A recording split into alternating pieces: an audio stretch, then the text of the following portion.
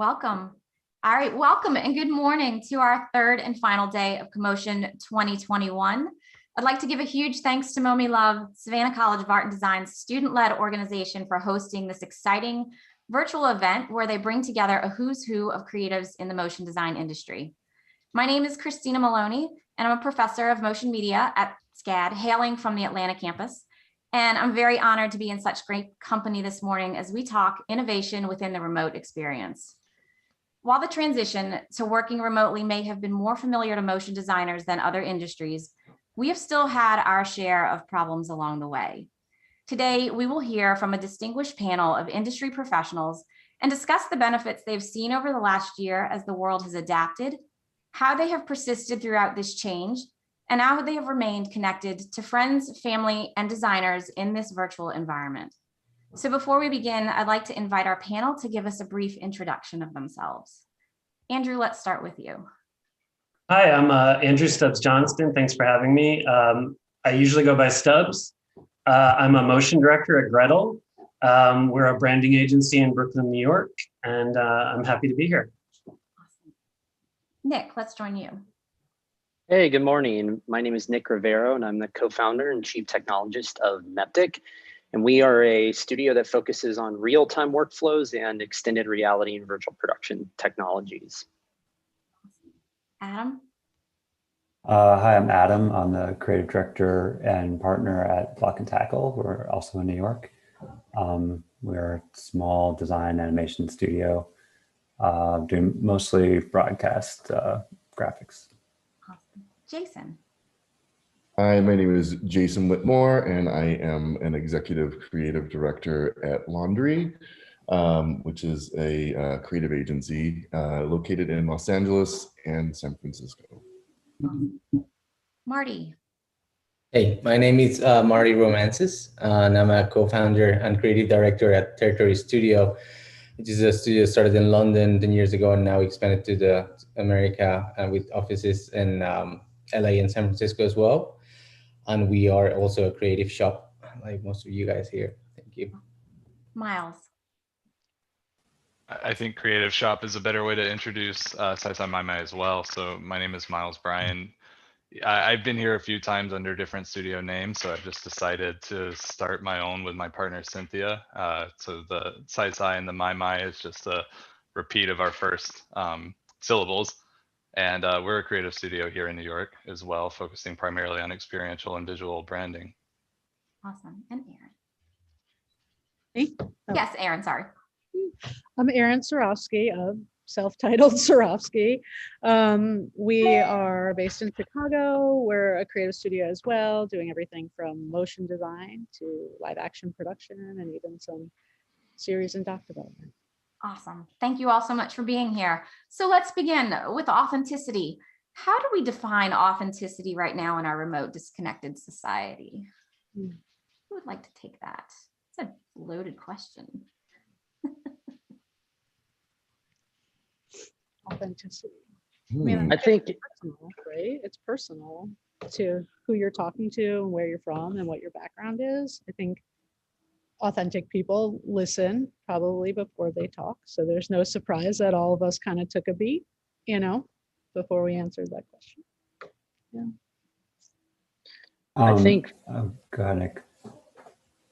I think it takes a little bit more effort is what I was going to say is, previously you could be in a room with somebody and you could just know authenticity. You just know being around them. And I think now it takes so much more to evaluate that I think you really have to kind of go, I don't want to say out of your way, but really an extra step to really get to know people and really understand them and spend time with them. And I think for me, it's been a lot of like, just trying to have more conversations with people, learn more about life. And I think something really interesting about this world is as we Zoom more, we actually see more into our personal lives. We see into our homes and our living rooms, which I think has actually been really interesting to show that personal side, that we aren't just these working machines, but we're people. And, on the flip side, what's been interesting is that, that I feel like most of my interactions on Zoom or through this medium, which has been amazing on many different levels of exploring our creativity and our minds, but that also it becomes very transactional. So like you lose the coffee, random conversation in the kitchen, or walking by somebody's desk and seeing something over their shoulder. So that's the only other thing, I would think that when you first meet somebody, it is difficult to see, kind of observe them out in the wild, so to speak, before you say hello.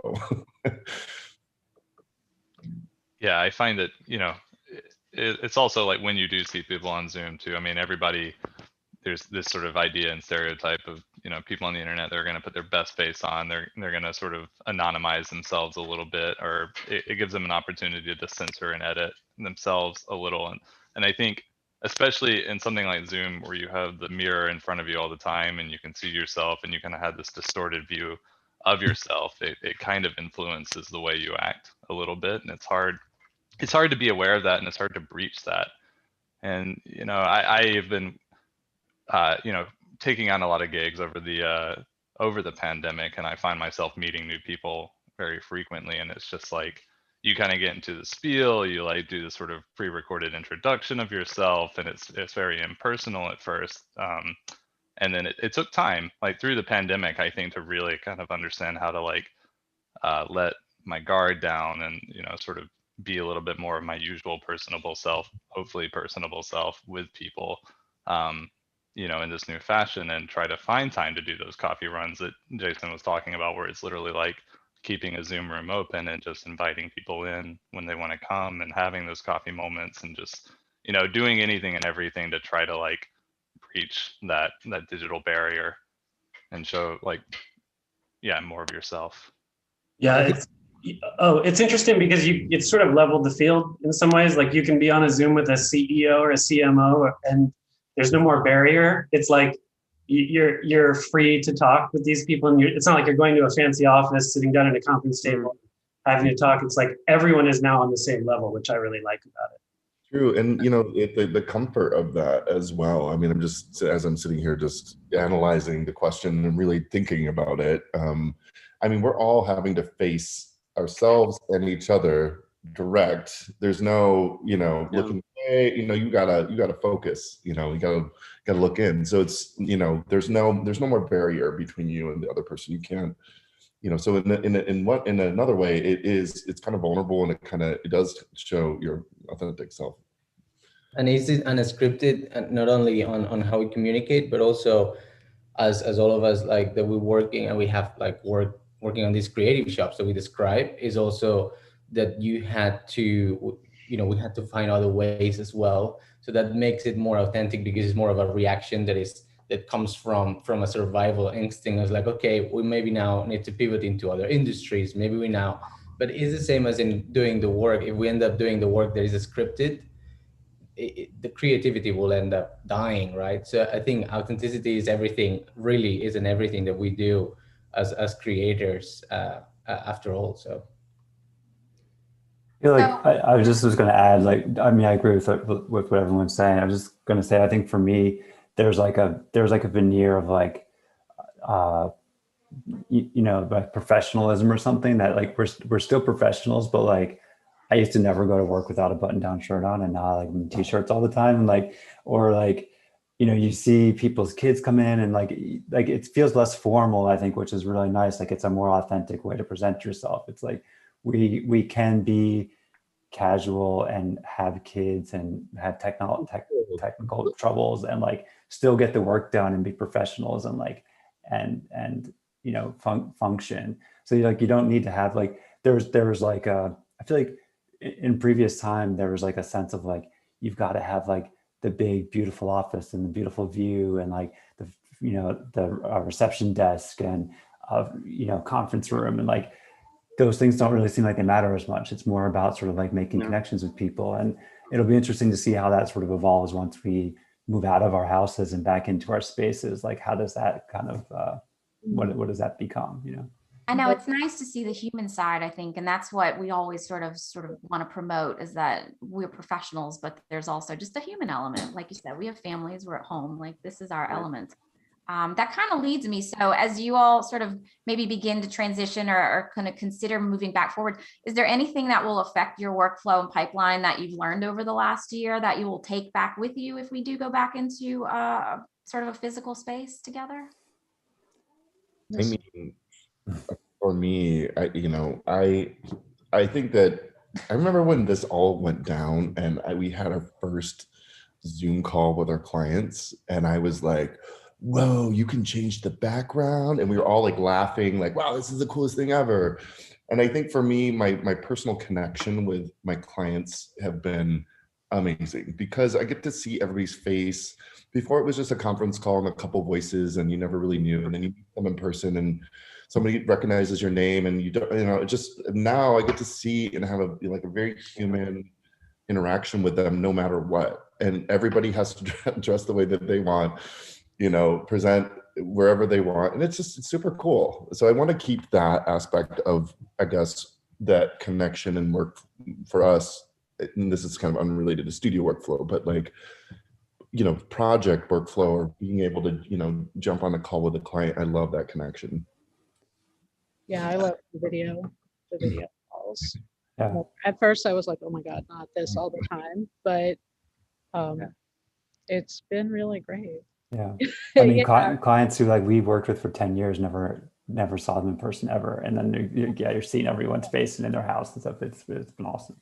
Yeah, we've been able to, one of the nice things is that you can bring other people into client calls now. I think uplifting people around you, like someone that would never be in a conference room at a meeting now can join in and listen to the client firsthand. And so, we were doing a CBS rebrand and we had 45 people on a Zoom and it was actually fine. It was, we were able to have our whole team listening and we were able to have the client's whole team listening and talking. And it just felt like it was more inclusive, I think.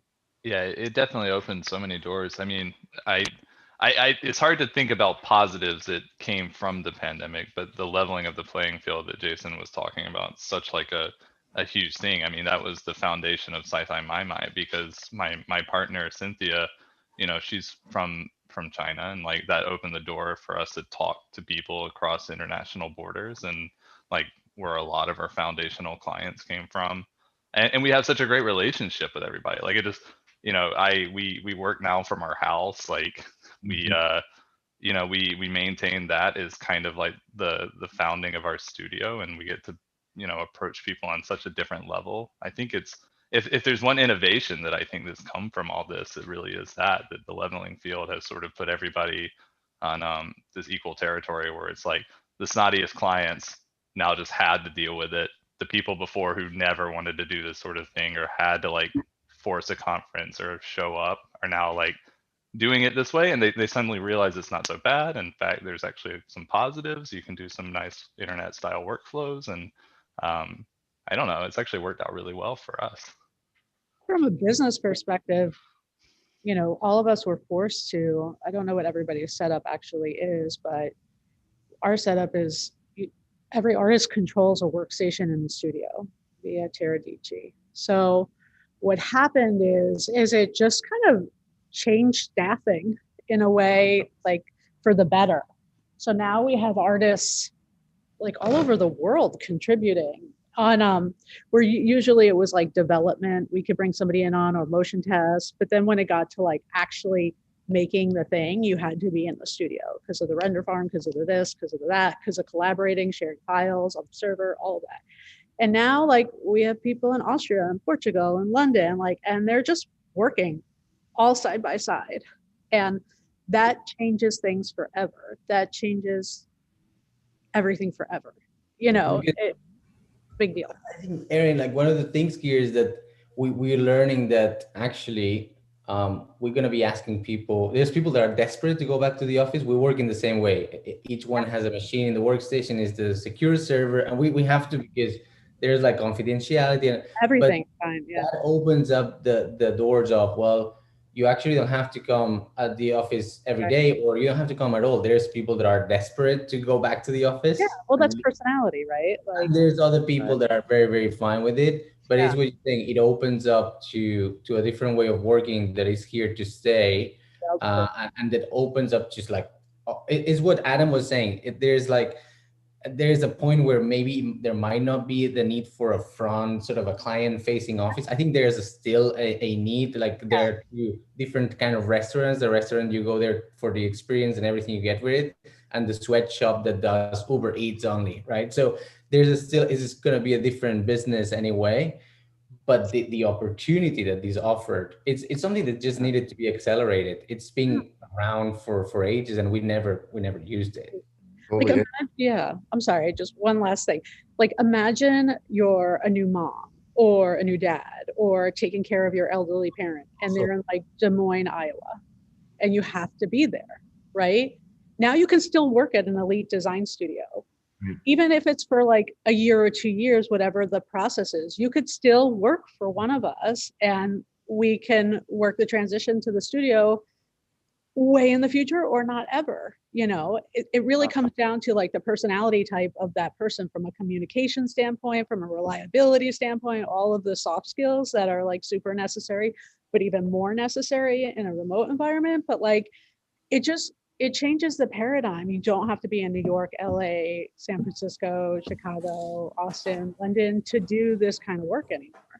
Yeah, I think that question of like, how do we, now it sort of seems like you can see on the horizon, like with vaccines coming, like what it's going to be. Everyone's having this conversation, like when we go back, how often are we going to go back? What are the hours going to be? How many days are we going to be home? Like, do we offer a full remote option? Like all those things that, a year ago, if someone suggested it, you'd be like, that's crazy, it's too complicated. Yeah, exactly. Yeah, I think before working remote, you kind of never knew what someone was up to all day back in the studio days. And now it's like, actually, there's some efficiencies there, and there's some great communication things happening. And it's you're right, Adam. It's like, I think as we go back, some people will stay remote, some people will be half and half, and some people will be full-time in the office, and it won't matter as much. And what's been interesting, I think, from my perspective is, twofold. One is that my relationships, although it's just completely changed how I creative direct or I oversee creatives, because before it would be like, oh, I need to go to their workstation. I'd walk over there, grab my cup of coffee, maybe eat a couple snacks, whatever, and then head over. And then I go there, they're not there. I'd walk back to my desk. I'd sit back down, and then I get lost in a bunch of emails, and then I'm like, oh shoot, I gotta go back. And then I go back and they're still not there because they took another break or whatever it might be. But now I'm just like, doop, doop, hey, what's up? So let's talk creative, and I'll jump on their screen and be able to draw over my screen. It really has helped my communication with my artists and my efficiencies. Now I'm not driving 45 minutes to and from work. I can just pop right in. And for me, I always feel like the best creative comes from those who are happy and feeling fulfilled. And sometimes, the remote work situation for creatives doesn't work. It can be a very lonely experience. At first it was for me, but then I learned to adapt to that. I'm like, wait, it's pretty great that I can be in the place that I love the most, which is my home. Or I can, go out to a cafe, or even the other day, we had an emergency client call. And I was like halfway to dinner, because I'm on a different time zone, halfway to dinner, and I just pulled over and then just popped on the camera. And you know what? Nobody cares anymore. It doesn't matter where you are. You know what I mean? It was the coolest. I was like, wow, how cool is this that we can do this business from your cell phone in between where you're going? It's pretty cool. I think about a lot. Sorry, go ahead, please. I was going to say, I think a lot about like if this had happened 5 years ago, even, like we would have been in a totally different crazy situation. Yeah. I mean, we're so lucky, really. Yeah, I was gonna say, it's almost like we all fantasized about this, but no one wanted to take the first step, and then we were all sort of forced to do it, and we're finding ways to make it work. But what was that initial shift like when you realized you had to pack up your studios and send all your artists home with either machines, or what was that? Do you remember what that was like at this point? Armageddon. Terrifying. Yeah. I mean, shocking. Yeah, it's just, but I think, we're all like pretty senior people, and you just go forward and you look for solutions. It's like the universe gave you the hardest client call of your life, and you just kind of find a path forward. And, that's really it. I think it's when it really reality hits, and all of a sudden you realize that There's no way around it. I was talking with family back in Spain, friends in Italy, and at the moment here, it was all like, yeah, it's all good, no problem. And I was like, no, it's not. This is not good. We're gonna have to start getting ready in case we have to do the same they're doing back then. And and I think a part of it was like that you know, certain audits and certain studios make sure that no matter what happened to your facility, even if it gets on fire, tomorrow you can be working. And then that is one of the part for us that was very good. Actually, all of a sudden you realize, wait, actually we have this thing set up already in case of an emergency. So let's start using those tools. And it was a very quick reaction. In a week, everyone was home. And of course it took quite a lot to, but I think it's the most difficult part was just to realize that this was no joke, and that, that then you know, the earlier you react, the better for everyone. Yeah, I think we were in a pretty fortunate place that like we had our studio travels a bit, and everybody already worked on laptops, so we didn't actually have desktops. And so I think we got fortunate on that. And what we spent more time focusing is how do you start collaborating remotely, which I think was the bigger shock, to which, you know, we've all kind of commented on, is you miss that byproduct of, you know, just being in the know all the time and being in office. And I think that's where more time was focused, is how do we actually start constructively building new ideas and not just iterating off of things that we had already been, you know, projects we've been wrapping up or things. I think more of our time went in understanding, how do we do that? What are those, you know, how do we create sessions? How do we create time for that and work in a remote capacity to actually construct new ideas? I think that's where more of the shock was for us.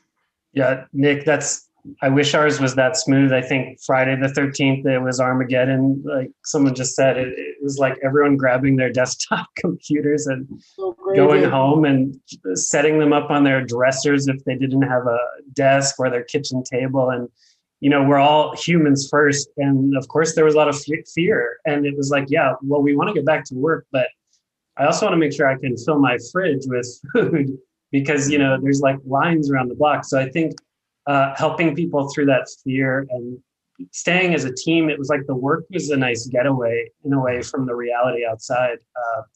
And it was nice to have our team, you know, get back together. But I think, and we did everything we could to make the transition smooth. But of course, there was like a couple weeks where, you know, the office, like slowly people were just taking things every time they went, like Lysol wipes or snacks, or, you know, or their computer or Ethernet cables. And it was like toilet paper.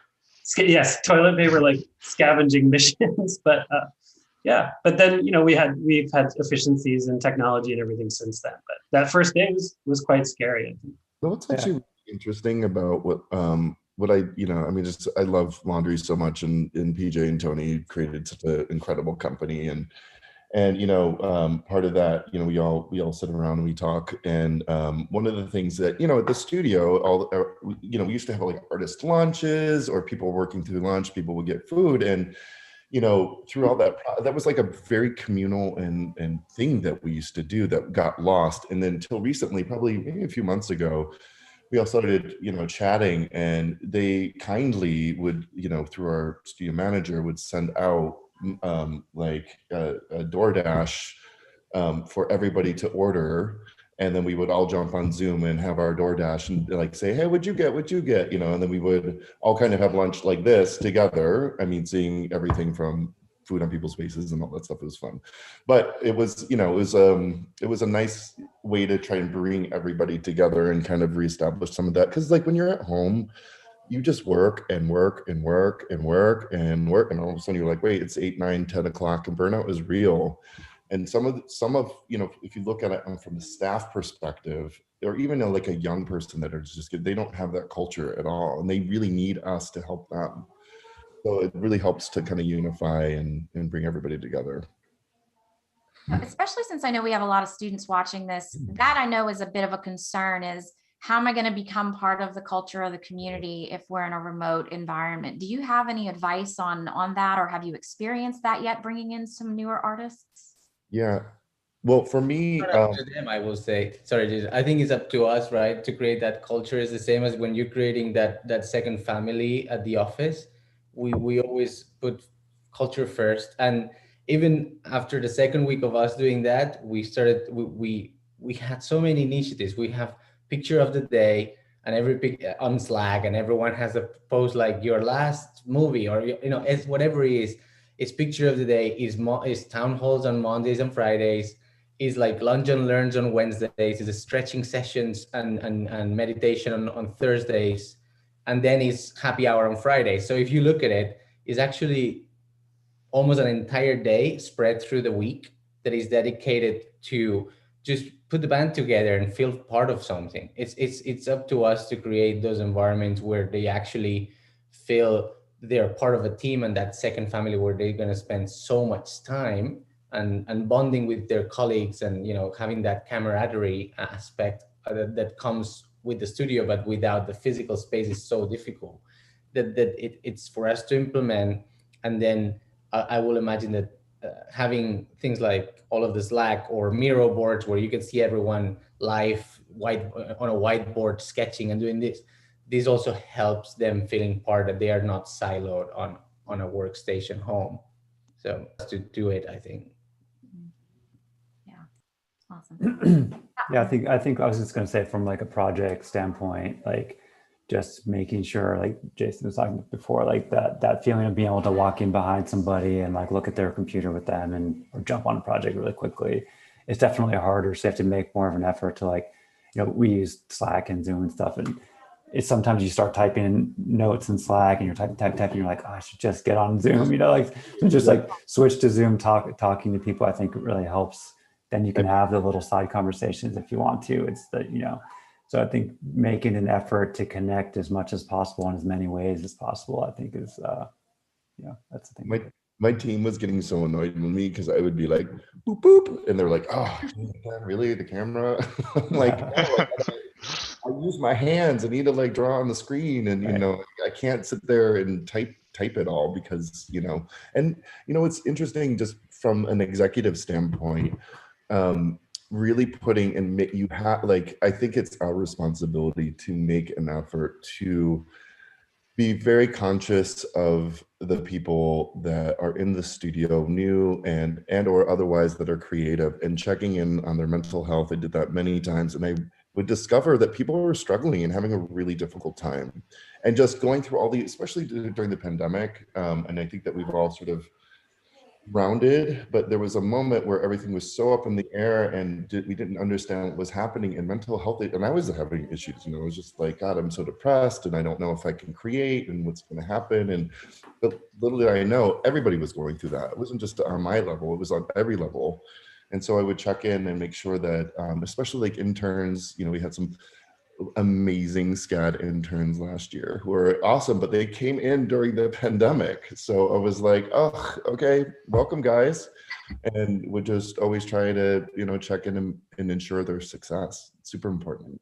Yeah, we do like a buddy system actually. And it like, I agree with so much of Jason, and his voice is so appealing to listen to on Zoom right now. I kind of just want to like turn out video and do that. But no, so I mean, especially working internationally, it's very important to set up like good signposting around like, what are your hours? When are you going to be working? When are you going to be delivering things? And then I like set up clocks on my desk that, you know, are speaking to their time. And sure, sometimes they're delivering actually when I'm asleep. But if I like get an email from them the next morning that suggests that they were working well beyond their normal hours, I check on that. Like, I want to know, like, hey, why were you working so far beyond your hours? Like, I know we're all working remote and that's great, but I want to know why, like, you're going beyond like your own. I want to make sure you're living a healthy life. If the project situation is like too demanding and you need more time, like, let's talk about that. And something I touched on even yesterday during the alumni panel was just the, or Thursday. Yeah, I don't know. Was, you know, having a good mentorship and awareness of, you know, what the people under you are doing, and making sure you're bringing them up right. So if someone is coming in at like a very junior level, I think their impulse, usually if they're dedicated and hardworking, is just to go above and beyond. And in the studio setting, you can level set that a little bit, because you look at your seniors and you see them working at a certain point, then they stop, and then they kind of like signal to you that it's okay to stop, and you kind of follow the lead a little bit. But in a home setting where you're by yourself and you're isolated, like, that same sensation's not really there. And so I think it's just extra important to try to maintain aware of like your juniors and sort of keep track of them and help them lead a healthier life. I think what's interesting about what I'm hearing, and I agree with everybody, like to run a successful company, we have to have awareness of all of our people, you know, and I think though from the students' perspective, they need to take a cue from what's going on here. We're communicating. We are going out of our way to reach out to people to make sure they're okay. And I think it's going to be hard for wallflowers because they're going to be like, I can't just chat Aaron Sorofsky. You know, I get that shit all the time. And I'm like, no, you can. In fact, it's your job to do that. It's your job to reach out when you want to bounce something, because I'm not just walking by the office like, yeah, I might be busy. And then I'll just say, okay, I need 10 minutes. You know what I mean? So they're going to have to get out of their comfort zone a little bit and reach out to people for help. That maybe they're not coming to me, but they're coming to a peer on their team that they're working with that's a little more senior to them.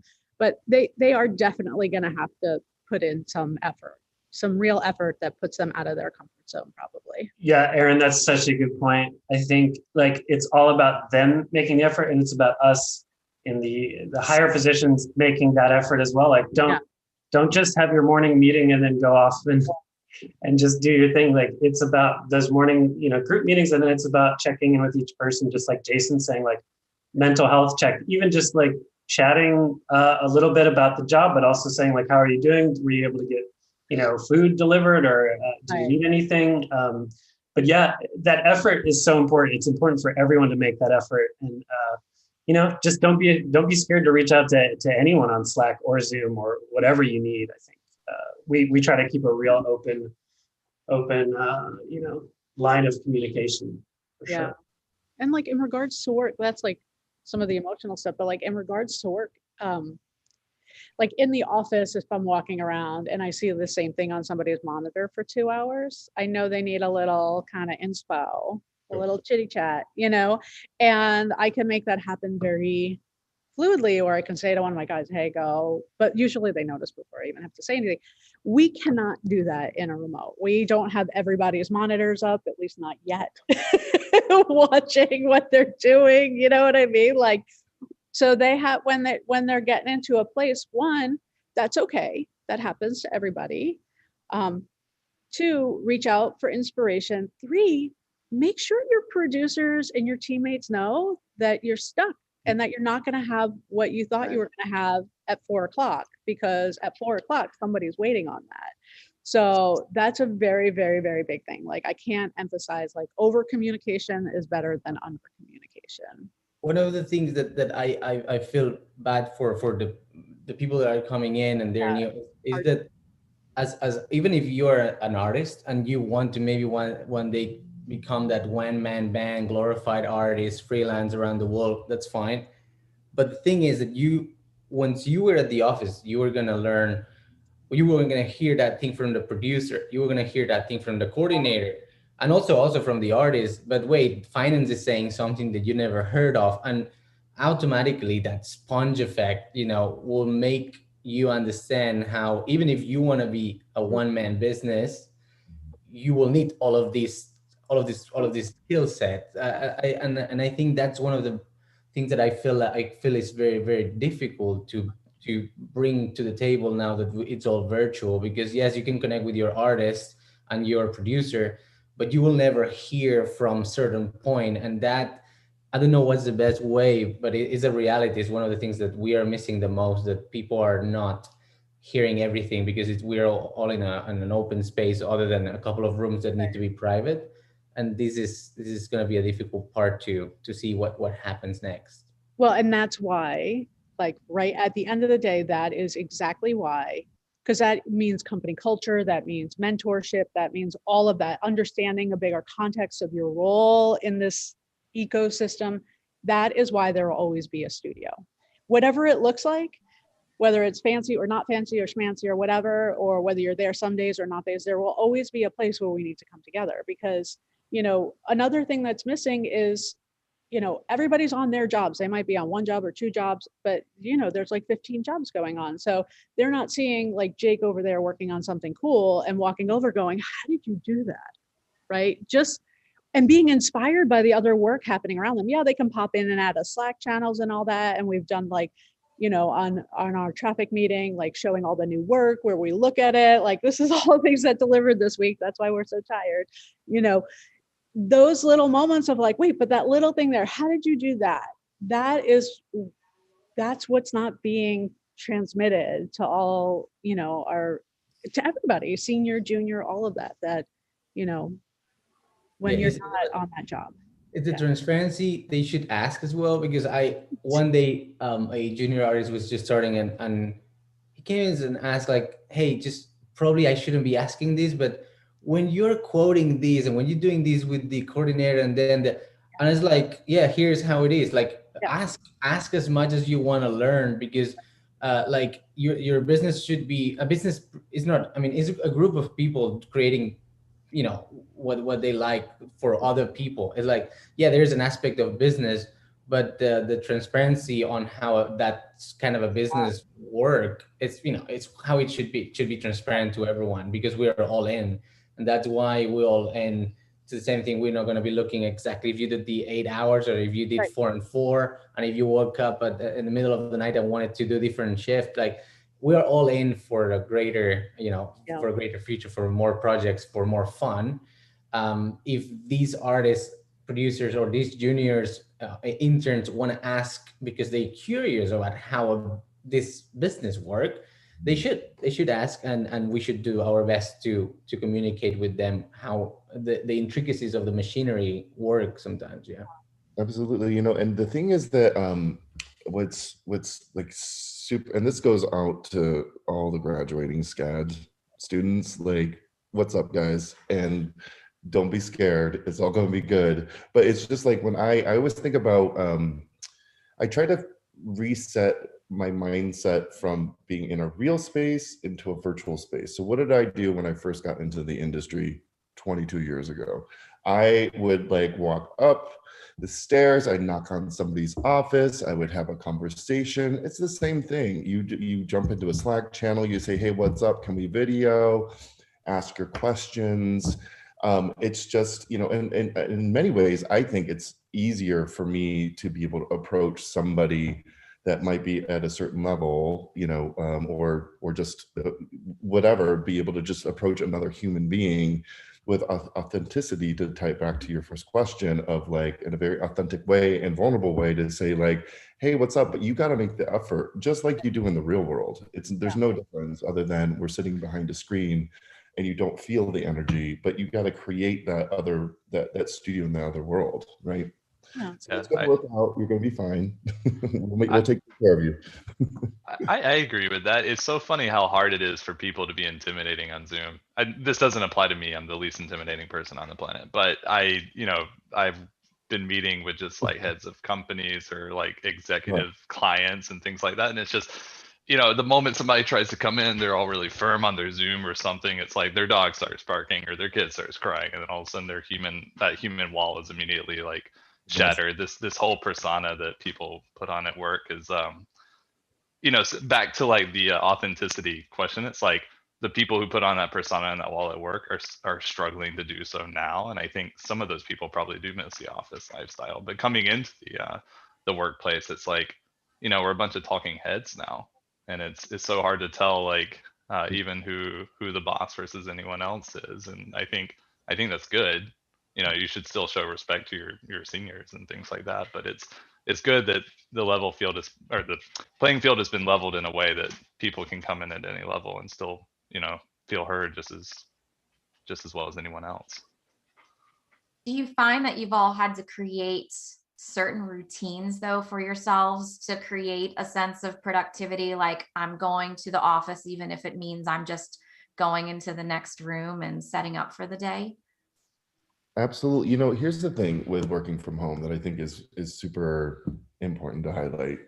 It's your home, right? And I remember when we first got in here, I was like, oh, I can work from any room. It's going to be so cool. I'm going to be like next to, and what I realized is when I got on a really crazy, stressful project, I was working at my dining room table, and as soon as I would walk in, I would just have trauma.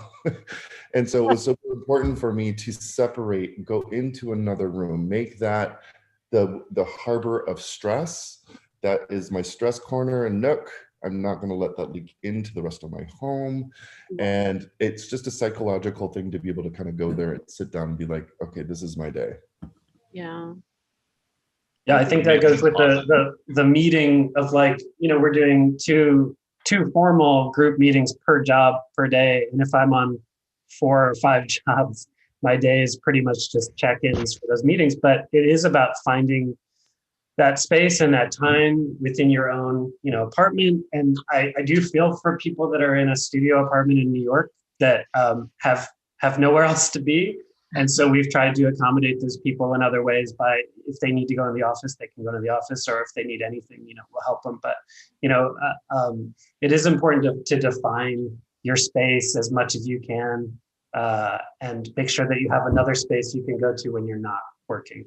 And I think even if you don't have enough space, go for a 5-minute walk, get that space out of your day because you're going to work, right? Like do all you can to separate a little bit the headspace. I remember we're very fortunate we can walk. Like I was walking to the office, both in London and now here in San Francisco, and that 10-minute, 20-minute walk, it was really on both ways, going in and going out, was helping me a lot. Going out was thinking like, okay, tomorrow we need to make sure that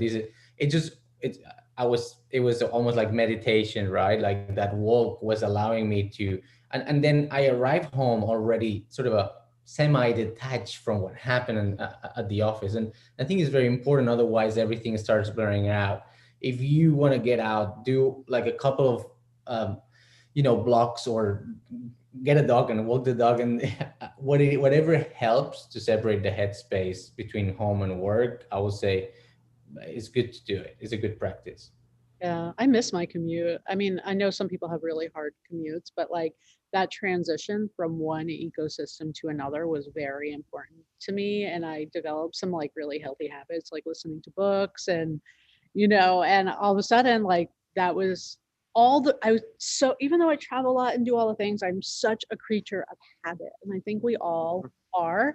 So I think that was one of the bigger stressors, is like, what is my life going to look like? What is this new habit I'm going to be in? Like what is this life going to look like? And it took everybody a different amount of time to figure out that routine. But at this point, we're all in it, so.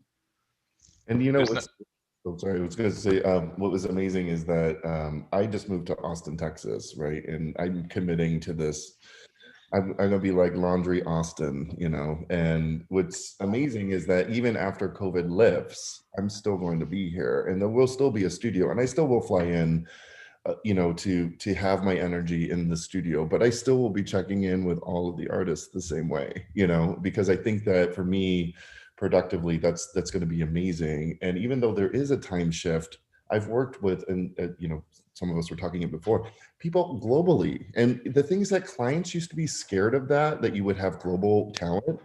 They always wanted everybody in the same roof, the same team, but the reality is, with our creative challenges that we have this day, that we have specialists all over the world that we need to access, and we need to be adaptable and be able to work on those time zones. So I think, what's been amazing for my transition from LA, the city that I've lived in for 22 years, my whole life, has been changed, to moving here in Austin.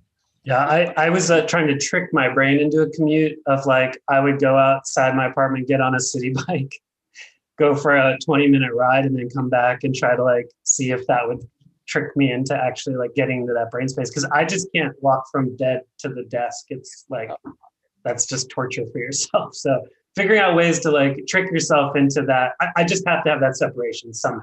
And whatever it is for you, you figure it out.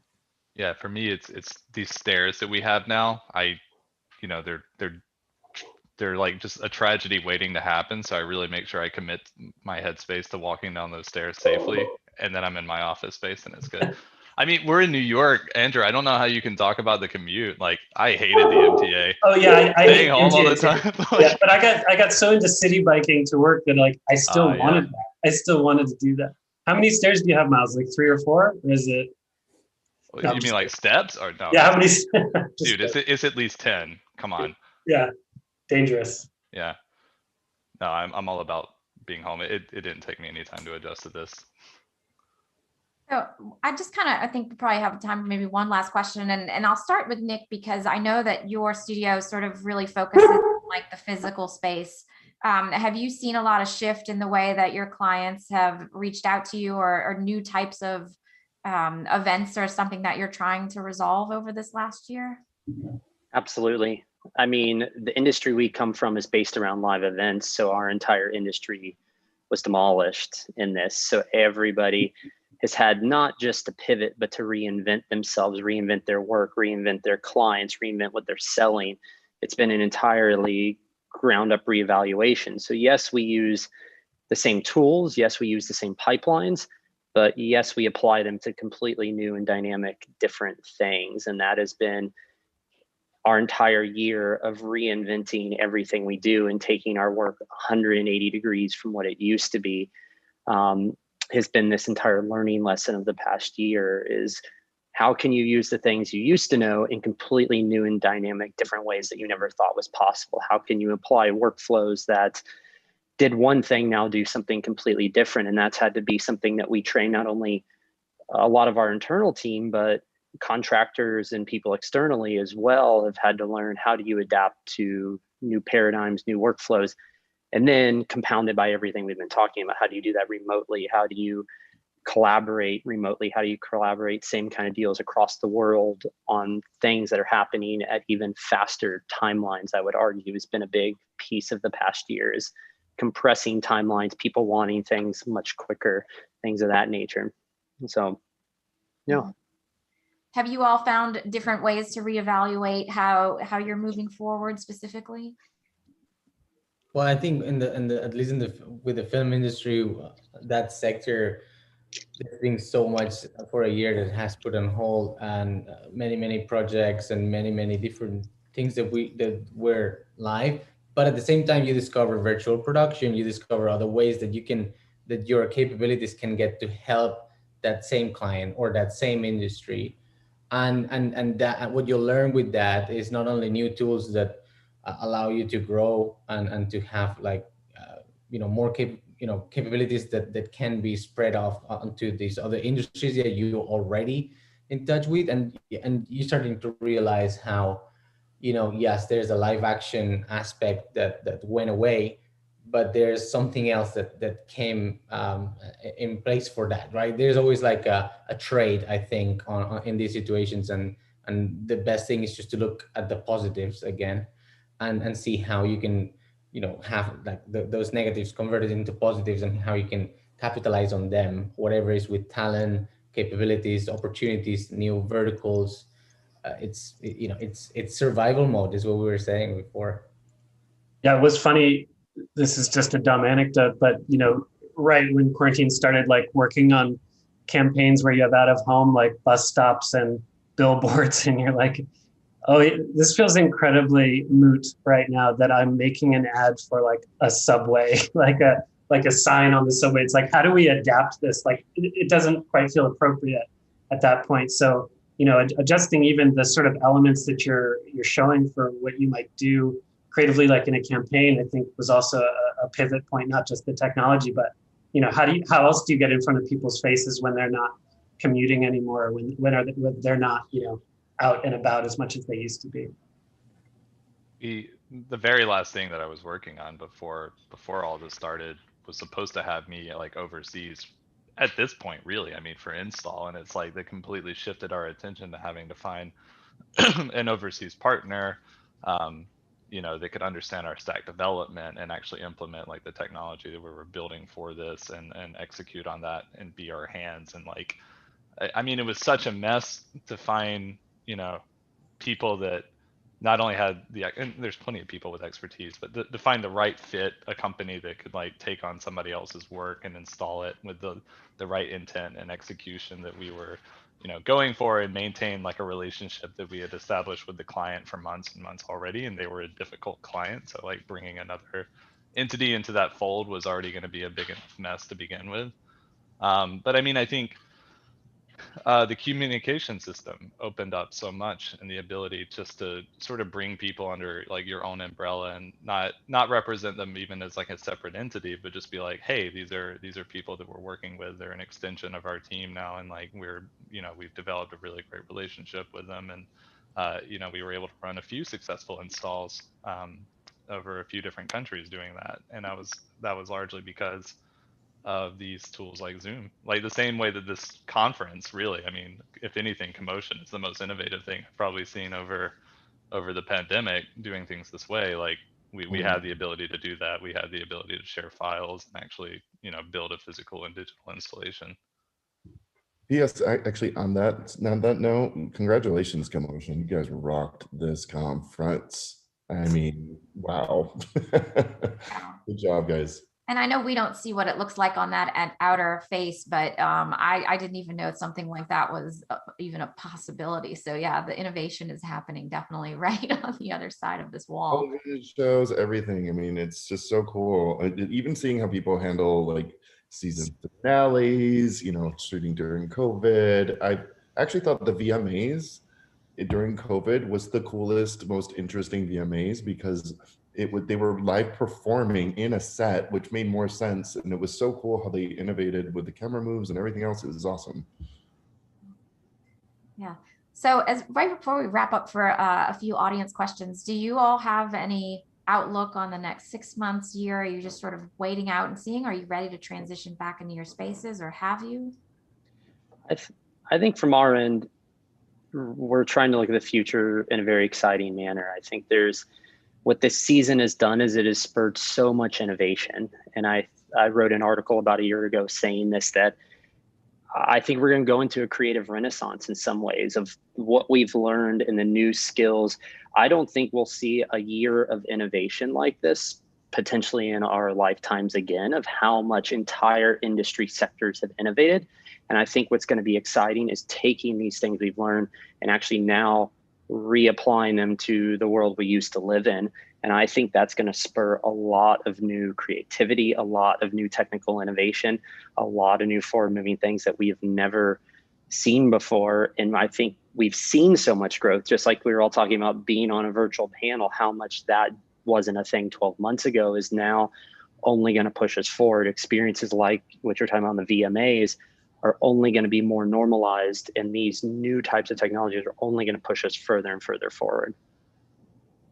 I totally agree with that, and that's all I really want to say about it. I mean, if anything, I'm really kind of anxious about what happens after the next 6 months, when I think vaccines are out, people do start to normalize. I'm worried about a resurgence to just immediately try to force things to go back the way they were, when there have been so many amazing lessons learned from all this. And certainly things in some cases should go back, and businesses should be able to open up, and our economy should be able to sort of revive. But I think to Nick's point, I just completely agree. Like we've had this forced on us, and I think we made really great strides in creative ways around that I hope can remain. We have a brand new office that that opened right when everything shut down, and no one's been able to work in it. So just from that perspective, a lot of people are actually excited to go in and like claim their desk space and be in that space and get out of their bedrooms. But many people will continue to work from home as well. So it's just like we've been saying, we're going to head forward the way, whatever makes everyone comfortable and is the most productive and makes people happy. It's taking the best from both worlds, and that's it. Just get the shit out of it and get the good stuff, put it together. And it's like the old way had lots of good stuff. New ways of doing things are also very positive. Just grab the positives, put them together, look at a new way of working in the future. Yeah, practically speaking, are any of you requiring a vaccine? So we've had this discussion, which is interesting because we come from a live events world, where there's actually clientele that have started having discussions about you won't be able to be on set or things of that nature. There's been no hard discussions, but we definitely feel the presence of those discussions coming more and more soon. Fortune 500s that say nobody can be near our C-suite if you aren't vaccinated. Those have already been discussions that have been raised. You know, they're not hard discussions, but they're coming.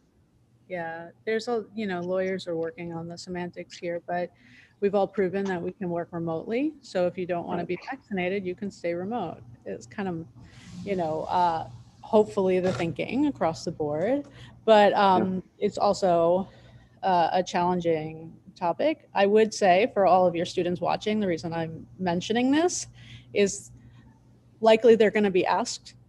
And so they should prepare a response. So, because all of us are kind of coming up with our plans and how to roll it out and what is both the right thing to do from a health and safety perspective of everybody that works for you.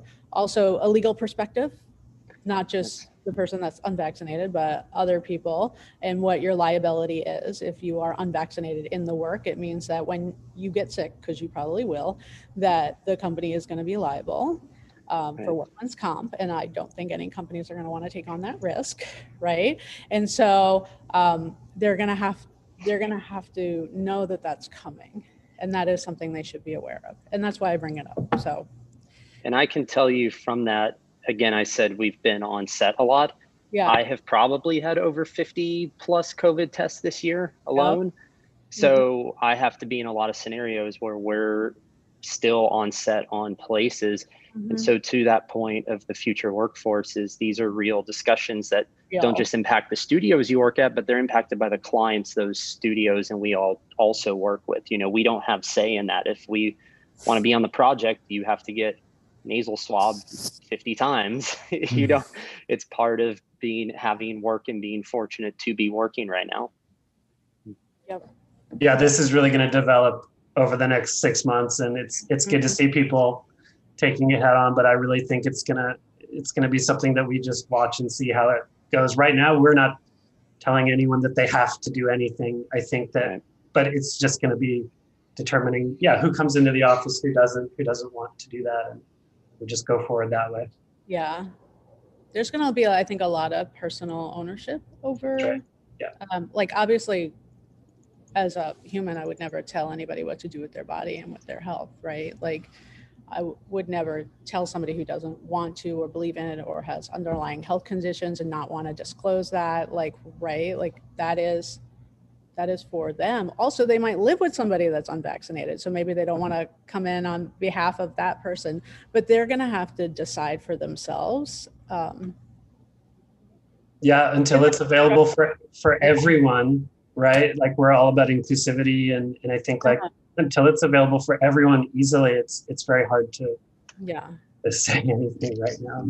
You know? Yeah, it's interesting. Yeah, interesting and complicated. So. It is, and I'm glad we're able to have this honest discussion in this situation right now. I think that's great. Thank you all so much. I think what we're going to do is open it up to a few audience questions. So let's take a look. Krista, I believe you're going to kind of help us see some of these questions that have been coming up through the last hour. All right. Ooh, can you all see that? It's going to be shared on your ends. Okay. Yeah. All right. Maybe we'll just start. I see Dominique has a question. Let's see. Neuroscience tells us that disconnecting from technology is so very important to the creative process. How would you advise students to avoid techno stress and allow themselves to disconnect? I mean, it's going to be my recommendation is get up and go outside. You know, I mean, you got to self-motivate that. We can't, that has to come from within, and you have to really at that point take a deep breath and know what your boundaries are and your limits, because if you need to be able to pull yourself away. So it is a real thing, but that is self-care for sure. So my recommendation, like we were saying earlier, take a walk, do a meeting from a different place, get some different input, and and cut it off at a reasonable hour for sure. That's right. It's hilarious. Like when we were in the studio, you'd make sort of an out of office request or like a vacation request. And now that we're not in the studio, we still make, and like, I'll just put in an hour one day or 2 days and just say, I'm not available, or I have a hard out at 5 or 6 p.m. I'm not available after that. And creating those boundaries is super important. Yeah, I just healthy habits as well, right? We're creatures of habits. Even if it's starting with 5 minutes of that thing that you want that to become a habit, a good, healthy one, just push it, because ultimately you will find doing that, by nature as automatic good habits. Set them. Yeah. on the subject of neuroscience, I mean, they're going to be studying pandemic depression for years to come, and there are not a lot of studies on how this is impacting us on an emotional level. And I mean, I think it is significantly, even beyond just the, like, to what Jason describes as the physical and mental woes of too much technology, too much screen time, obviously hurting your eyes. But I mean, geez, I mean, we've all been removed largely from each other. Our way of life has been turned upside down in a big way. And I think things are, opening up a little bit, but it's been hard. And you have to be honest with yourself about that and try to be aware of yourself, at least to a certain degree of maintenance, to know that, like, this is going to affect you.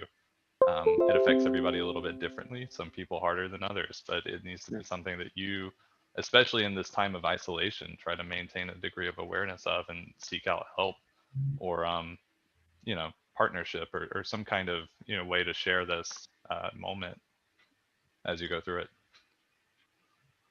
I want to go just this one last question, because I know, Aaron, you had sort of prompted this earlier, and it's the second question that says, in your experience, have you seen certain types of personalities get left behind? And how do you make space for those who are less vocal on chat to succeed in their own way? And I think that goes back to what you were sort of saying, but I think it's really important is that, yes, as creative leaders, you all will reach out to your artists, but just being a young artist, the importance of learning to communicate and speak up in those areas is really going to be crucial for the students that are coming into this industry. I think, I mean, in general, sorry to cut somebody off there. Just like the wallflowers tend to be, whether it's in the office or in virtual environment, it seems to be more challenging. We do like buddy systems, and we make sure when we staff jobs that it's not just 3 junior people and nobody. So there's like, every job has like a mentorship kind of paradigm to it. So I would say that's how we do it. But for them, they just have to get out of their comfort zone and be vocal and check in. That's really the only. And talk to people. I mean, to Jason's point before and other people's points, like, get to know people, reach out. Like, we have, I'm sure everybody has these group chats, right, for the whole company. Throw a picture of what your weekend was, or ask a general question of like, hey, where should I go for pizza? Like, what should I get for lunch? Just stupid things like that. People get to learn your personality. And, what were you going to say, Nick? Sorry. No, I think echoing all that is, I think, to something Miles said earlier, is what's really interesting about technology is it's hard to be intimidating. I think that's the crazy thing about Slack, right? Is everybody is accessible at every level of the company. And I think that's really something incredible about this side, is that we do have the ability to connect on more levels. And something I've personally been trying to do is just spend more time like outside of work, connecting intentionally to people. And I think it's the same thing in work, is we just have to, on both sides, be able to do that, make space for that. And I think that's the really hard thing, is making time more than anything on everybody's side, especially when we're all busy. But I do think what's incredible is, yes, we've seen more and more people reach out to us, I think, in this season. And I think that's true of like people reaching out to us, students, I should say, on LinkedIn, on Instagram, sending us emails. We've seen much more of a reach and more voice from people that we might not normally interact with. And I think that's incredible. I think as a whole, we've seen just more barriers kind of fall in that normal kind of walled garden. Is a lot more people reaching out, being like, hey, I think what you're doing is cool, just want to meet you. And we get on a call, and the next thing we know, we hire them or something, And so I think just go for it, I think, is a simple answer to students, is don't be afraid, just go for it. There's it's an awkward time. Don't be awkward. There's nothing to be fearful, be worried about. Just go reach out to the people you think are awesome, cool, doing cool things, peers, companies, and internally companies. Don't hesitate to reach out and bother anyone on the team and learn. Get to know the people you're working with. And, if they seem like they're being quiet one day, circle back with them and ask them if everything's okay. If they're not the type of person to reach out themselves, just keep an eye on people and also get to know people so that some of the warning signs, I think, if they seem like they're isolated or maybe they're depressed, just get to know them and be able to reach out to them. And to answer your question, have you seen certain types of personalities get left behind? It's not necessarily get left behind, but I think in anything in life, whether you're in or out of the studio, virtual or not, it's important for you, if you want to continue to grow, to definitely put yourself out there. And if there's, at the end of a conversation, you're making space for one final quote or something to say, then you have to find that courage from within to just jump out and say it, because at some point, it's super important. And I understand, like, I'm very much I'm an introvert and extrovert, so it's easier for me. And I understand that anxiety that could be wanting to say something in front of a group of people. But then, once the screen goes off, if you had something to say to your creative director and you didn't feel comfortable, it's super important for you to reach out. It's important to not expect somebody to pull it out of you, though we'll try.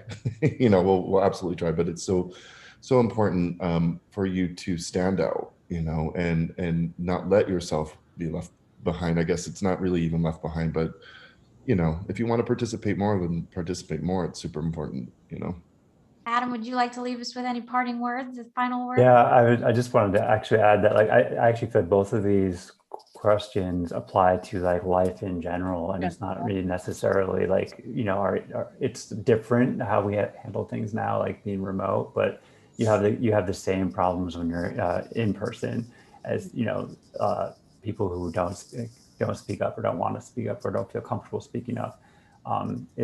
Those are issues that you have to deal with kind of in life in general. And one of the things, this is maybe a can of worms that doesn't want to be opened right this second, but like, I think one of the things that'll be interesting is, like, as we've spent so much time remote and kind of gotten used to this new way of communicating, when we do get back into in-person, like how that dynamic is going to change. Like, some people are much more comfortable sending emails than talking in person, or Slacking's a lot easier than talking one-on-one. So will we be able to kind of like mesh all these things together like we've been talking about for the past hour, or will we sort of fall back into the older way of doing things? It's going to be really fascinating to look at. Yeah, it is.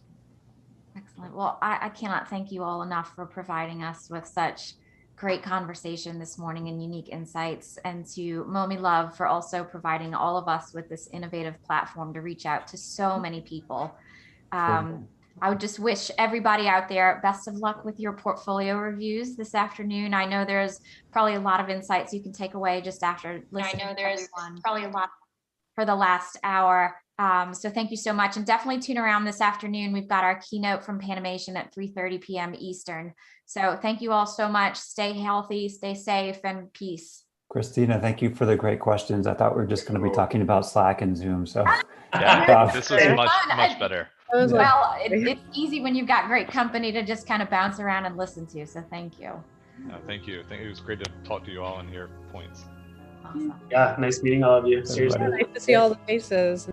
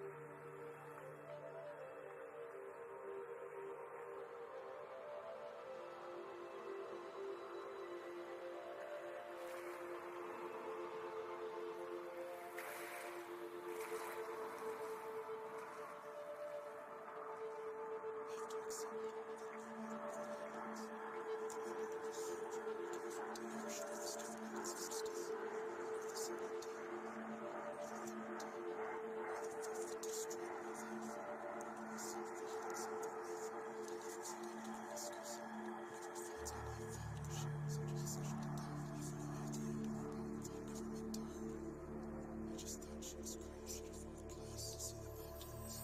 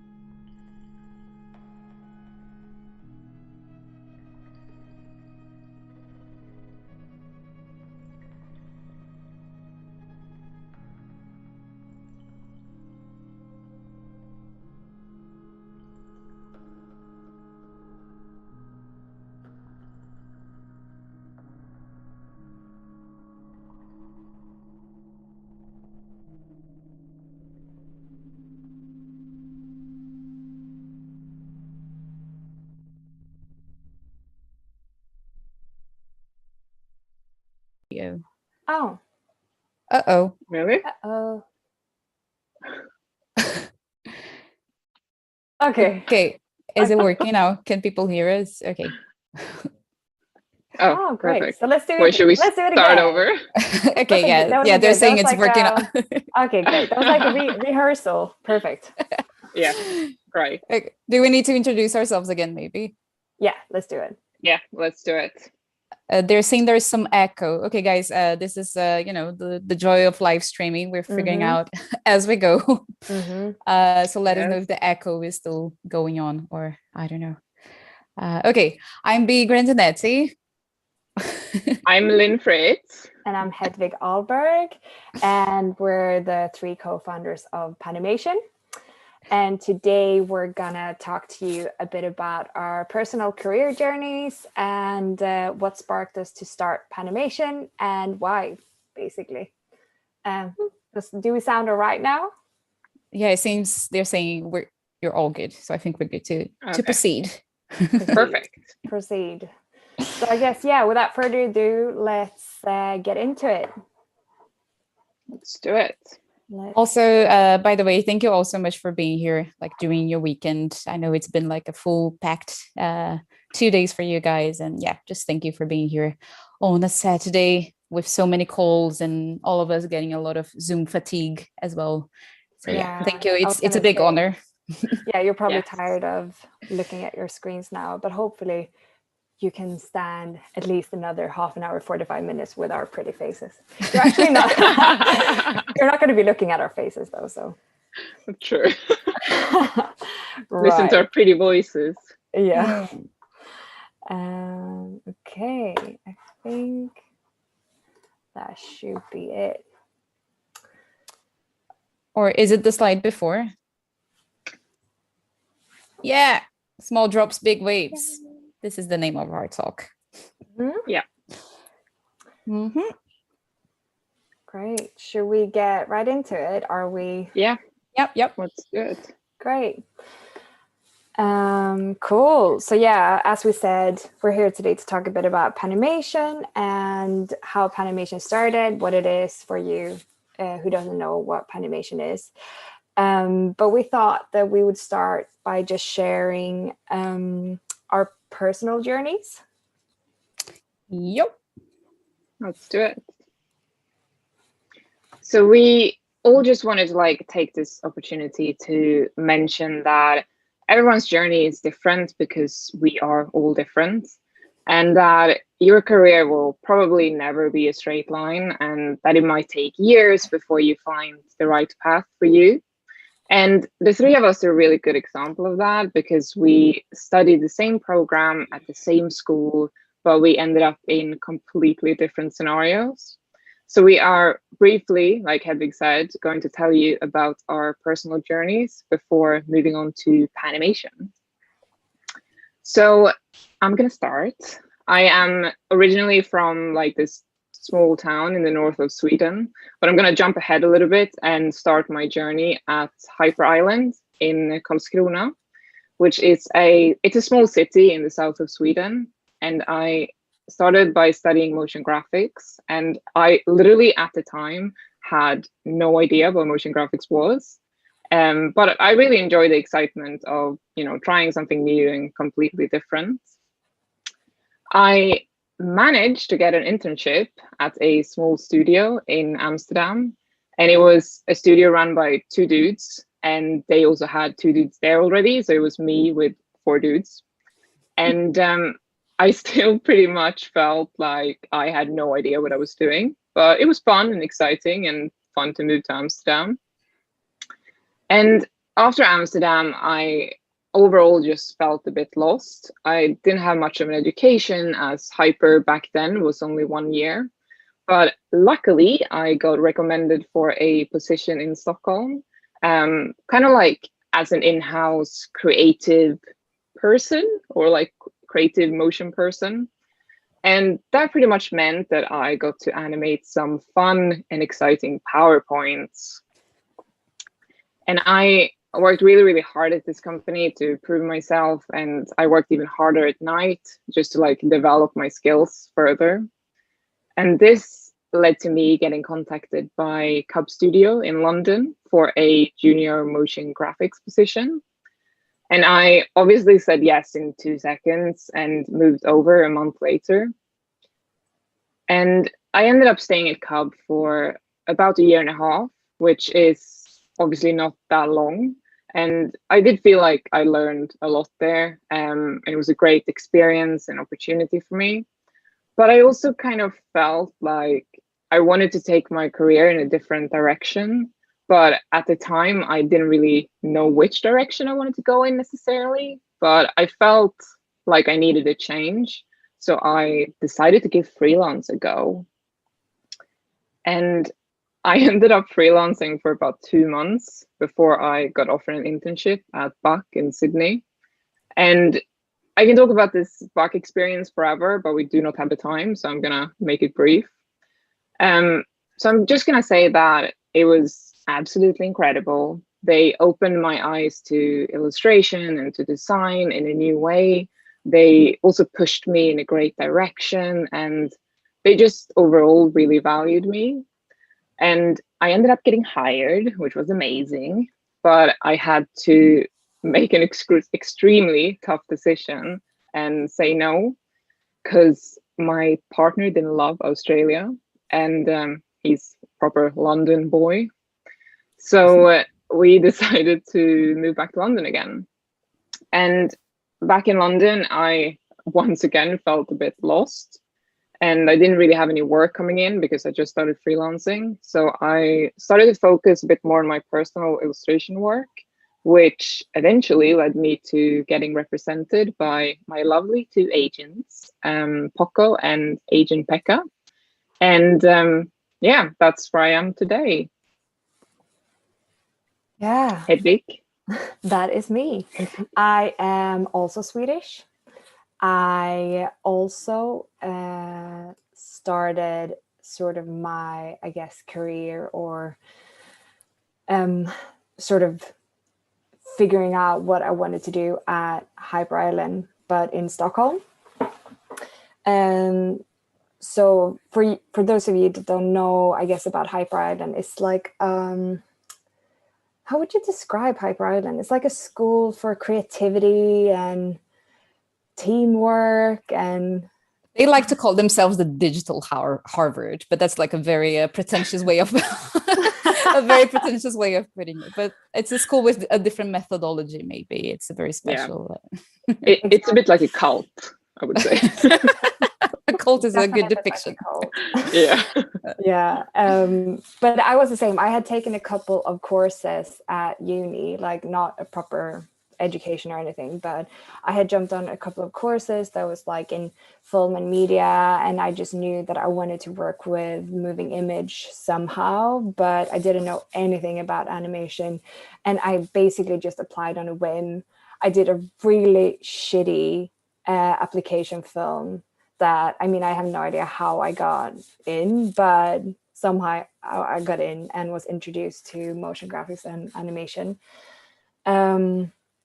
Which was, I mean, it was great. It was like a whole new world of magic. But I found it really difficult to start with no sort of design background. I didn't really have a design background. I found it really difficult to jump straight into motion graphics, just because I didn't have that foundation of setting up my designs or working as a designer.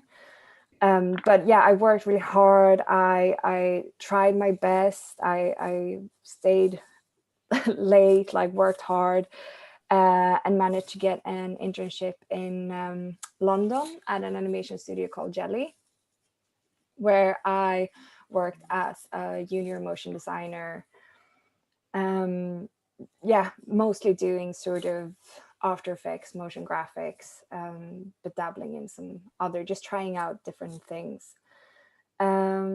But then I got a full-time position there, but then after my probation time, they decided they didn't want to extend my contract, which sort of forced me into freelance position. I applied for a couple of other jobs, but it didn't really feel right in the end for me or the companies I applied to. So I just tried out freelancing, and it was the worst year of my life, I think, my career life. It was really, really shit. I undercharged for all the jobs I did. I mean, I had to borrow money from my sister to pay my rent. I didn't get that many jobs. It was just really shit. I think I wasn't prepared or experienced enough, or didn't even know what a freelancer was initially. So I think I would have just needed to do a lot more preparation, and yeah, just basically figuring more stuff out before doing it. But I think also during my year freelancing, I also sort of never felt comfortable working as a motion designer. I never felt that was something I recognized myself in, or something that I wanted to say that I was. So a year later on, I found this position for a really small production company. It was basically just one guy. It was just one guy. You can't really call that a company, but he just set up a company, and he needed a motion graphic person that could also do live action film editing. And I mean, I hadn't done much of that at all, but I applied on a whim, and I got the position. And I basically just taught myself how to edit films, edit live action films, how to work with sound, how to work into an edit. And I think it was this drive that I just really needed to try something new because I was just stuck in a rut freelancing. And by just doing that, by applying for a role that I sort of knew I wasn't qualifying for, but it was something new and I could learn from it. It was just, once again, like a whole new world opening up to me. And it was also like a possibility to see what other paths there was outside sort of motion, graphics, or animation if you want to work with moving image, because I didn't know about film, like live action filmmaking. I haven't been to film school. So that was also very interesting. And I geared more towards like live action filmmaking. I think it suited me a lot better and it suits me a lot better. And today I work as a creative producer. So I work on developments for long form and short form films, but also a bit as a producer. But then I also work as a live action director. And that's me. Now, a quick timeline for me as well. I'm born and raised in Brazil. I was there until I was 24, actually. I originally studied graphic design at university for 4 years. And then I was in my hometown studying graphic design, ended up moving to São Paulo, where I was working as a graphic designer, designing keynotes for a year and a half, which sounds extremely boring, but now I'm very thankful for it because a lot of the things that I learned with that job I still apply today. And I learned so much about design and composition, typography, storytelling even. So, you know, I think it's what's interesting, I think, with seeing all of those different timelines is that very often like people's career is not going to be a straight line. And, you know, the idea that, you know, your career is more of a marathon rather than a sprint as well. But yeah, after 1 year and a half of working with keynotes, I got a little bit sick of it. And that's when I moved to Stockholm and bumped into Hedvig. That's where we met. And we studied together at Hyper for 1 year. And then I actually ended up staying in Stockholm for my first internship at a studio called Brick. That was my first internship. I actually ended up having 3 internships. So it kind of became a queen of internships. So after my first one in Stockholm, I ended up moving to London, which we're going to go back afterwards. That's where the 3 of us got together. And then had my second internship in London. That was at Blink Inc., which is kind of like a studio that represents a lot of directors, similar to Hornet in New York. And then my third internship was at a studio called Animage in London as well. And then after all of those internships, I was like, okay, I need to stop being an intern now. But then the hiring prospects weren't great. So I kind of jumped into freelance, not because I had a super well thought out plan, but just because I didn't have any other choice. But it turned out really good. And, you know, I loved freelancing. And then I had this funny gap year that I actually went to work at Google Creative Lab in London as well. And I think it was a very valuable experience. I think it taught me so much in so many ways. But then I think I've also very quickly figured out that big corporation life is not for me. So I came back into freelance. I was like, let's go back to where I was before. I think I was happier. And yeah, came back to freelance. That was in 2018. And then in more recent developments, I started to direct, which has been a bit crazy. I got represented by Hornet in New York. And this is what I'm doing now, like in between freelancing as an animator, illustrator, blah, blah. I've been also directing with them. But okay, yeah, now you've seen all of the zigzag and the back and forth. But let's go back maybe to London 2015, where we all got together for the first time. So yeah, you know, me and Hedvig, we were actually roommates living together. And then at some point, Lynn also came to London. And we started talking on the internet, I think. And then at a certain point, like Lynn came over to our place. And the three of us very quickly became super good friends. And then, as good friends do, we would always, go to the pub, or before Corona times. Not always. Go to the pub. Not always. Yeah. Not these days. We don't go to pubs anymore. But when we could go to pubs, we went there a lot and, just grabbed a couple of beers and talked about life, complained about work. And it was like, it was an interesting moment because like all of us were at the very, early stages of our careers and going through internships and junior positions and stuff. And as we complained about work stuff, I think, and having that space with the three of us, we quickly figured out that like episodes that we thought were isolated, and it was just like, oh, this is just me. It was like, oh, no, wait a second, I'm also going through this. And, most of the studios that we would be stepping in, it was male dominated, a bunch of white dudes all over. And maybe whenever we met another girl, it was very often that this woman would be, a producer. So it was really rare to meet other creative women, not even talking about like women in, power positions and being creative directors. Like that was impossible.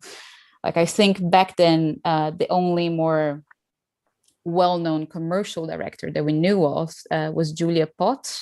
And that was like our only reference or like a role model, that we could, connect ourselves with.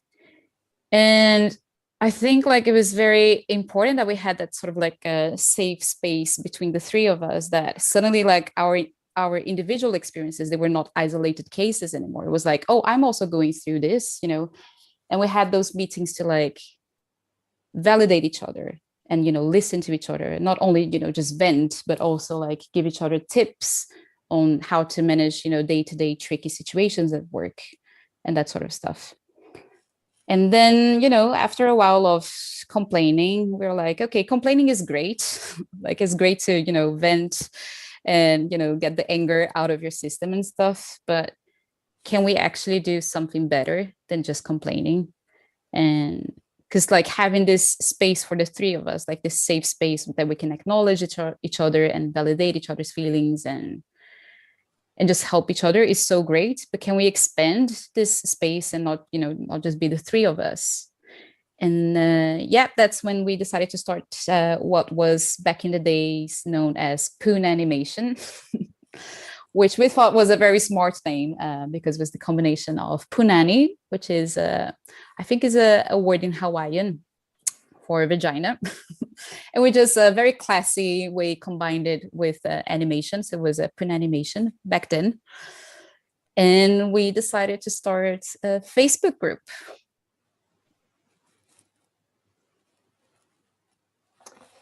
Yeah, exactly. Because I feel like with a Facebook group, it was just so easy, we just set it up. And I think our sort of first goal was just a place where we could connect with more women in the industry. And I mean, in the beginning, it was literally just the three of us. And then we slowly started to add our closest friends to it that we sort of knew about or knew of. And then our friends started to add their friends, and the whole thing was just like sort of growing quite organically.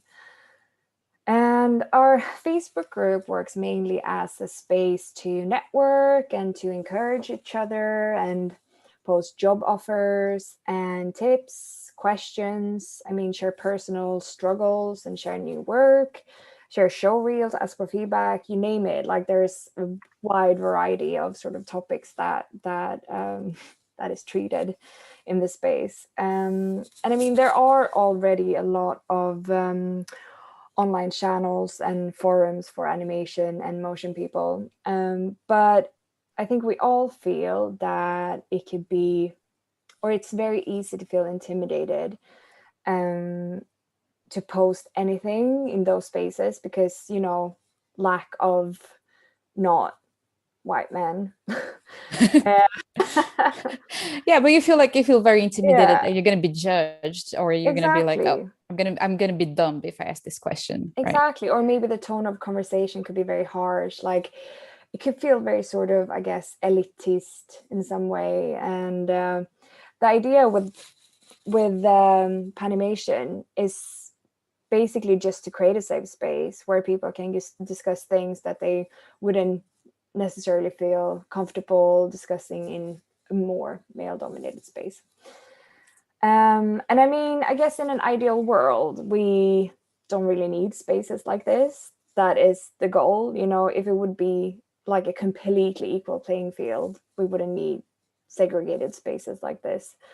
But I think for now, for us, it's giving us so much just having the space and to safely share struggles or doubts, or basically just a space to like gain confidence and promote yourself without feeling judged. Yeah. Yeah. We did feel like the Facebook group was obviously great, but we also felt like we could do more. So we decided to take the conversations to other platforms so we could get more voices heard and also engage people outside our closed Facebook group. So we decided to start an Instagram account, and instead of using the account for ourselves, we decided that we were going to give away the account to different members of our community so they could do takeovers. And we've been giving away our account to different members for 3 years now, or over 3 years now. So they each get 1 week to do a takeover. And so far we've had 140 different takeovers, which is incredible. And we always trust our participants and we let them show, you know, like pretty much whatever they want, as long as it's work related content. And also something that we do is that we literally give our account to our members. So we let them use our account so they can log in, and so they can like interact with comments and questions. And I mean, it's been amazing so far. We've been getting to know a lot of new talent, and we've been celebrating each other's work week after week together with both our community and also the audience. And like I said, like the best thing about this is that we have found so many people that we've never ever heard about before, and which work is incredible. And it's also super great to see that even though this is not a diverse industry and we still have loads to improve, it's still a lucky and very fun industry to be part of. And something we was a bit scared of in the beginning is that we know that this kind of initiative can easily get a lot of trolls and haters online, but our male peers have been super supportive, understanding, and have been offering to help us out quite a lot. Yeah, it's good that like even though it's a very uneven play field, it's like it feels that the cis boys are, you know, they know that it is unequal, and they're keen on helping out. So we always we were prepared for the haters, but they never really came. Right? They didn't. Yeah, and then I think together maybe on the next slide now. Yeah, together with when we decided to take the Instagram more seriously, because as the group started to grow more and more and having, you know, so many people from all over the world, we're like, okay, the group is great because we are having that safe space to, you know, build confidence with each other, build the network, get to know each other. Like, who are we? Who is these people like working with animation and motion? But we thought, okay, we cannot, you know, change the industry if we're only keeping the conversation within like closed, this closed group. And it's not a simple problem that requires one solution. It requires you taking all of those different fronts and taking the conversation to different fronts as well. So, you know, the Instagram was trying to tackle that part. Yeah, get to know different talent and look at all of this amazing work from all of these people. But then another part of the problem that we felt was that sometimes you have like the decision makers, like the producers, the studio owners, the recruiters, people organizing festivals, those people like deciding who gets the job or who gets the spotlight. Sometimes they might have the best of the intentions.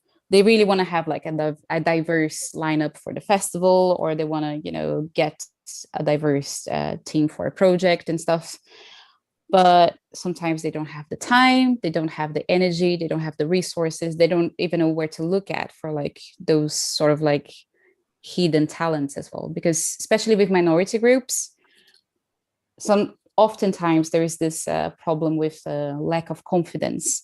And it's not going to be like the people shouting like, look at my work, I'm amazing. You know, like it's usually going to be people like hiding a little bit under the surface and like being a bit more like low key, you know, like, yeah, I've done this like tiny thing, you know, and you really have to, you know, look for them. And it takes energy, it takes real dedication to find those people.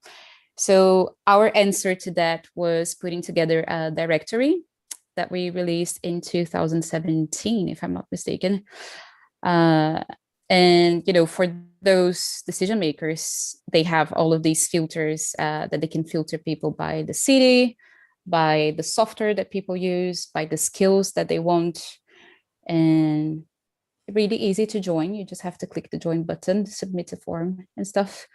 Important to say that, like, you know, we all do animation stuff in our spare time in a volunteer basis. So the directory, for example, is like, I go through every single answer on the form and then I type them again, do the entry on the website. And the whole website was coded by my amazing husband, who is a honorary member of Penimation at this point as well. So, you know, it's all coming from a lot of hard work in our spare times as well. Yeah, and really exploring our partners to help us out whenever we can. Yeah, no, definitely. And I think with the director as well, it was basically an answer to people saying, or like when we ask people like, but how come you don't hire anyone else except for this small group of men that you always give the jobs to? And they were just saying, but we don't have any women, for example, applying for this position. And this is our answer to that question. Here you have all of them in one place, and you just have to use simple filters. Exactly. Oh, and then, yeah, when we released the directory, we threw a little party in London. It was great. It was a couple of talks and stuff. And we also cut together, because we had this thing that when you're doing a submission for the directory, you can do this thumbnail, a GIF or an image for it. And then we cut some of them together into a reel to celebrate.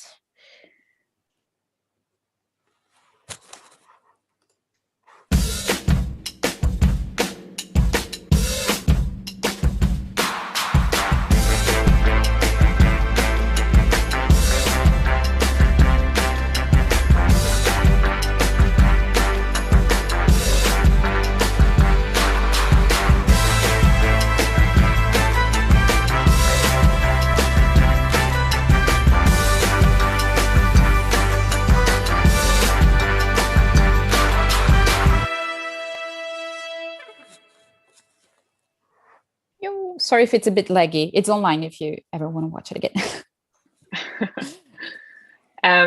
So throughout our journey, we have always stayed open to new ideas and open to learning and growing. And instead of being defensive and standing your ground, it's just good to have an open mind and listen to other people's experiences and views. And when we started our Facebook community 6 years ago, we had big hopes and the best of intentions, but we obviously never ever thought in our wildest dreams that it would grow this big as we are today. And we are super, super proud of what we fight for, which is promoting gender diversity in the animation and motion graphics industry, and also supporting these minorities. And a value that has always been in our core is just to being open to listen and discuss and review and change and reinvent ourselves whenever we feel needed. And Penimation, like we said, was really fun And it served us really well in our early days when our efforts were more focused on cisgender women. But as we grew as humans, we also became more and more certain that we wanted to welcome trans and non-binary people into the group just as much. And for obvious reasons, we felt that we couldn't be called Punani anymore because it means lady parts. So we changed our name from Punani to Pan with the help of our community as well. So Pan means everyone. And we also did a little video to celebrate the name change.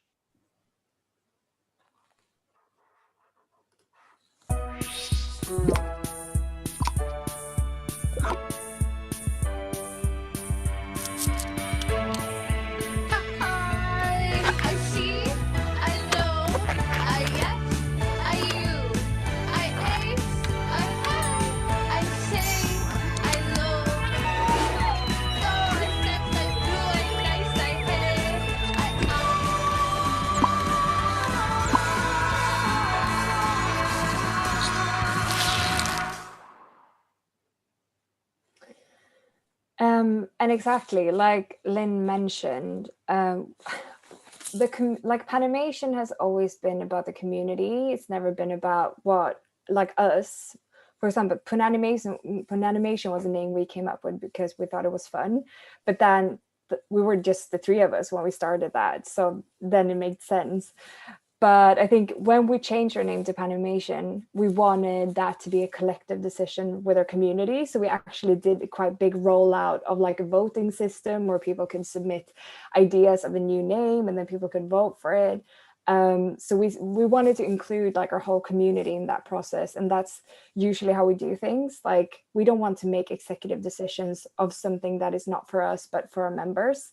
So we usually just ask our community for ideas or input or what they would like, which I think has always been like what keeps Panimation so good and like what keeps the community together. And I mean, it's the same thing because like since it is about the community, it has been growing very organically over the world. Like it started in London, but then as the Facebook group grew, and more members from like other parts of the world joined, they wanted to start up local chapters in their own cities or countries, which was so good. I mean, we encourage that so much and we fully support that. And I mean, we know how much this community has meant to us and to our friends. And if people can get sort of the same benefits from that just by starting up a local chapter and like organizing events or meetups, I mean, that is just the best. Like we really want people to do that. And currently, I think our New York chapter is probably one of the biggest outside of London. They arranged like meetups and screenings. They're very active. They have some community projects as well, which I think they will sort of set into motion in the future. And they're, just a really good, big, active sort of group. And we've also done a couple of things like this when we talk to people, go out and talk to people. In 2018, we were invited to go to Design Village Festival in this small village, Ivano-Frankivsk in Ukraine, to talk about the gender gap in the animation industry. And we also hosted a drawing workshop on how to challenge gender stereotypes when designing characters for animation and illustration. And I mean, this is just such good experiences doing. Can I just make one observation? Can you go back to the previous slide? Because it's so much fun. Like we're so poor, like we didn't have money to, do stuff. And then we made this like a super handmade, like felt made like triangle sort of pins. So you can see like they're really massive. Just get to see the good old days. Just improvising. Just improvising. I mean, when you're talking about it, it's probably good to mention that we do actually have actual pins right now and tote bags, if anyone would be interested. Oh yeah, shameless plug if anyone wants. Yay. But now we got a little bit fancier. Yeah, exactly. We haven't made these ourselves. Like they're actually made by someone who knows how to make tote bags and pins. Yes. but yeah, no, it was just such a good experience. It was really fun. And I mean, this is something we definitely want to do more in the future. It's just so good to like get people together and I guess just start a conversation and talk to people about things that maybe they have tried to raise in the studios they work in the companies they work in, or from the other side as well, that people never have thought about, like in a professional sort of situation. And we also are like, we're arranging meetups and screenings as well in London. And one really fun thing that we got to do was to arrange or curate an exhibition at the Poco Creative Art Space. And they also told us afterwards that it was actually the most successful one they've ever had, which was really fun. And once again, this was obviously an opportunity for us to showcase work from artists that might have not been given that space and this kind of opportunity to showcase their art before, or actually to a wider audience in general in that kind of space as well. In London, we also arranged a screening in collaboration with Vimeo and their channel Ladies with Lenses. And we did it in a quite fun way. We did it simultaneously in London and with our New York group. So we hosted 2 screenings on the same day in 2 different cities. And we were showcasing the same collection of films with panel discussions from local directors in both countries. And what we basically did was screening their films, and then we discussed barriers they've been facing and their experiences being minority directors in the industry.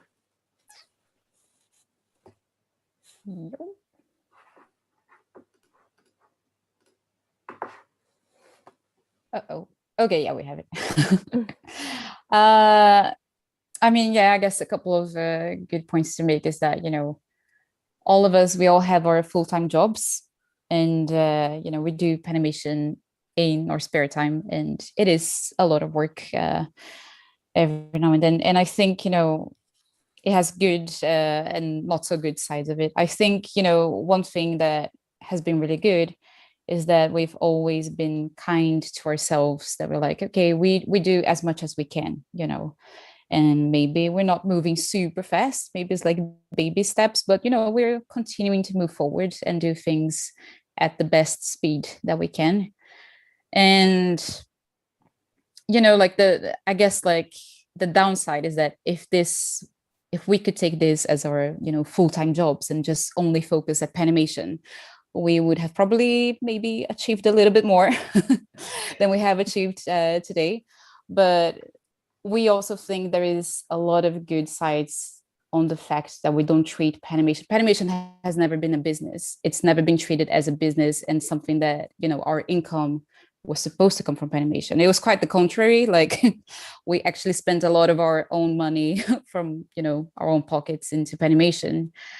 And it was never about making money, which I think really kept us, you know, in a good path of like, you know, this is about the community, is about, you know, moving forward and, you know, listening to everyone and, yeah, achieving something greater for everyone, and not just about, you know, paying our bills. We're never about paying our bills. But then, you know, we have all of these crazy, wild dreams that we would love to make happen. Like, we would love to have like a penny camp, for example, and just gather like a bunch of people in a house for a weekend and do like workshops and stuff like that. Or like collect enough money that we can give out grants for people to make short films. That's a big dream that we have as well. Or even put together a festival, you know, a penny fest. That would be amazing. Not now with Corona, so maybe something for who knows when the world gets back to normal, hopefully. And then we were like, okay, I guess if we want to make those, you know, bigger dreams come true, we need some proper funding, because, you know, yeah, we need some proper money. And then a bit of an unfortunate moment, we decided to release our Patreon just before, you know, the pandemic hit us. And I think we released it and, you know, started promoting it, and then the pandemic hit us. And then we were like, okay, maybe it doesn't feel great to ask people for money in the middle of a pandemic. So we kind of like stopped promoting it for a while, but it's still on. So if any of you guys are listening and would like to collaborate, our Patreon is still up and running, but we're just, we're not super comfortable with promoting it at this point. Yeah. But hopefully, in the near future, we'll find more and more ways to get us, more funding so we can make bigger dreams come true and more fun stuff happen as well. Exactly. And also by not we've been offered sponsorships and collaborations from companies before, but we've just always wanted to keep Panimation about the community and not having any sort of interference or having to compromise on our values or how we do things. So for us, it's been so important to just keep it for what it is and keep it almost protect the community. And that's also why we haven't wanted to do any sponsored collaborations or similar things like that. And I mean, I think we just believe in the thing that basically what we call this talk, small drops, big waves. If you can contribute, or if people can contribute with $1, that helps. So that's been our core mantra and how we reach out to our community when we talk about that. Speaking of community, I mean, I think Panimation have grown to become so much more than any of us three would ever have expected. It's become a self-sufficient community where people find support, they find jobs, they, I guess, find hires or looking for collaborators, they make friends, they maybe even lovers. I don't know. Maybe even lovers. Yeah, I mean, also it's become a place where people feel even comfortable coming out with their corrected gender, for example, and are being met with only love and support. And that is just something that's so beautiful, that a community that is for career and that is for basically sharing jobs could also be such a loving and supportive community for something so personal. And I mean, it's also become even a community where mothers discuss maternity leave or how to tackle prejudice. And yeah, I think that is just the best thing about the community, that is just so filled with love and support for anyone who joins, really. Yo. Are we supposed to be on the next slide, maybe? Oh yeah, maybe I should switch. There we go. Community. Oh, lovely. Lovely. Oh, a couple of I guess just wrapping a couple of thoughts on what community has meant for us in the past couple of years. I think for me personally, also echoing to what we were talking before, I think I learned that no step is too small. Look at, what we started with, a tiny Facebook group that was the three of us, and how much that grew, and sometimes, I'm not saying that applies to all of the cases, but sometimes all it takes is just for you to, start something. Honestly, instead of, I think oftentimes we wait for the people with the power to put us in their agendas. And oftentimes, the people in the power, they're going to be very different from us. And I think it's maybe a bit naive or maybe too positive for us to expect that, those people are going to prioritize our own concerns and our own struggles. And I think kind of what we did with Panimation was, okay, we cannot wait forever to be invited to the dining table. So we might as well just make our own dining table and invite our own friends to our own little dining table. And that's sort of how it worked, and maybe that's what it takes, just instead of waiting for someone to do it for you, you just do it yourself. And I think Panimation also taught me it's super cliche, but I think it really taught me the power of collective strength, and how this is gonna sound so cliche, but when you're more than one person, it's more than the individual, and it becomes more of a movement, when you're able to connect with so many people and have that power of network as well. When you start to see, your own struggles and your own lack of confidence reflected in other people. And then you're like, girl, shake yourself up. Like, your work is so good. You're so talented. Like, you need to, speak higher of yourself. And then you're saying that to her. And then you're like, oh, this is exactly what I do. And, seeing the power of seeing yourself reflected on other people as well. And I think, if anything, that Panimation taught me was like, everyone has the power to start a community like we did. And it's just starting, like no step is too small. Yeah. I think for me personally, that I really hope that Panimation has given people that sense of community that obviously that you're talking about, and just that opportunity to meet new people, and just like an overall feeling of belonging somewhere. And especially like as a freelancer, or if you're working remotely somewhere from a remote country or whatever, it's so easy to feel very lonely in all of this. And it's just so good to know that you have communities, not just Panimation. We have so many communities online within the motion industry. And I just think about my own journey. And when I moved to London, for example, I literally knew nobody. And I was very lucky to meet Hedvig and B. But when I moved over, I was just very, very lonely. I was working in a studio with two guys, and they were a bit older than me, and they kind of had their shit figured out already. They had long-term relationships and friendship groups and stuff, and I didn't really fit into that. And so I just really hope that Panimation has given people that sense of community that I didn't have when I felt very lonely.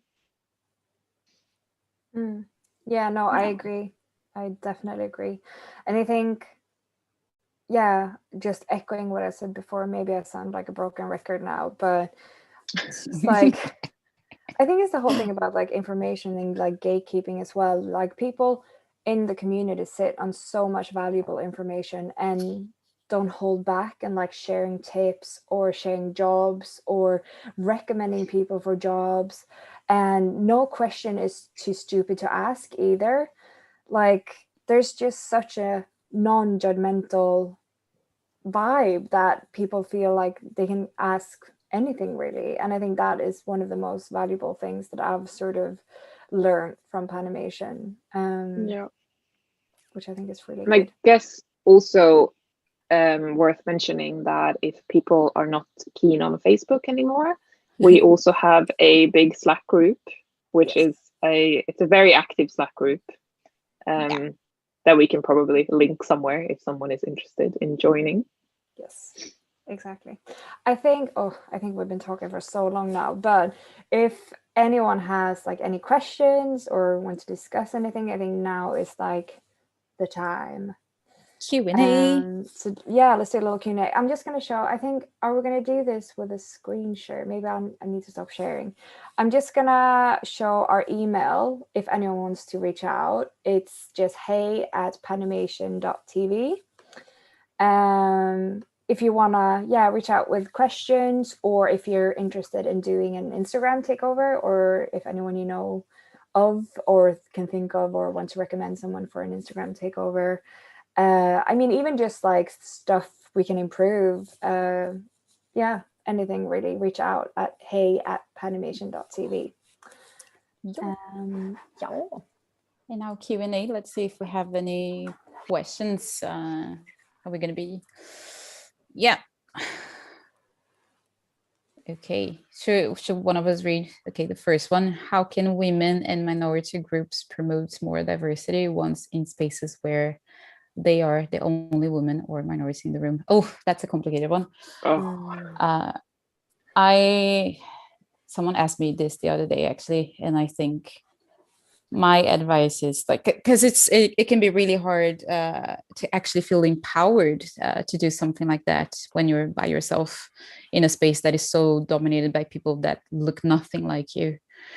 And I think that you feel very lonely, you feel very, I guess, misunderstood, and it can be hard to have enough self-esteem and confidence to speak up and that sort of stuff. And I think the first thing I would encourage is like, find your peers, even if they're like outside of your work, they're maybe in the same town that you're working at. And then, if you find the people that look similar to you and have a similar background than you do, and then, kind of do what we did in the beginning, like talking about the struggles and finding like strength and resilience in each other. I think that would be the first step, is like building up the confidence. So then you can start having the more difficult conversations, and you feel empowered enough to bring those conversations in those dominated spaces by other people. Exactly. And I think also one thing is, if you work in a studio, for example, that usually hires freelancers on like a regular basis, and people like, oh yeah, does anyone know of like a good 3D designer? And then just, have like a little list of people that you can recommend, or recommend your friends. That's such an easy thing to do as well. And that, I think, is something, if people reach out for help, it's so good to just be able to, help them out. A small thing that could help. Yeah. Should I read the next question? Yeah, from Dominic.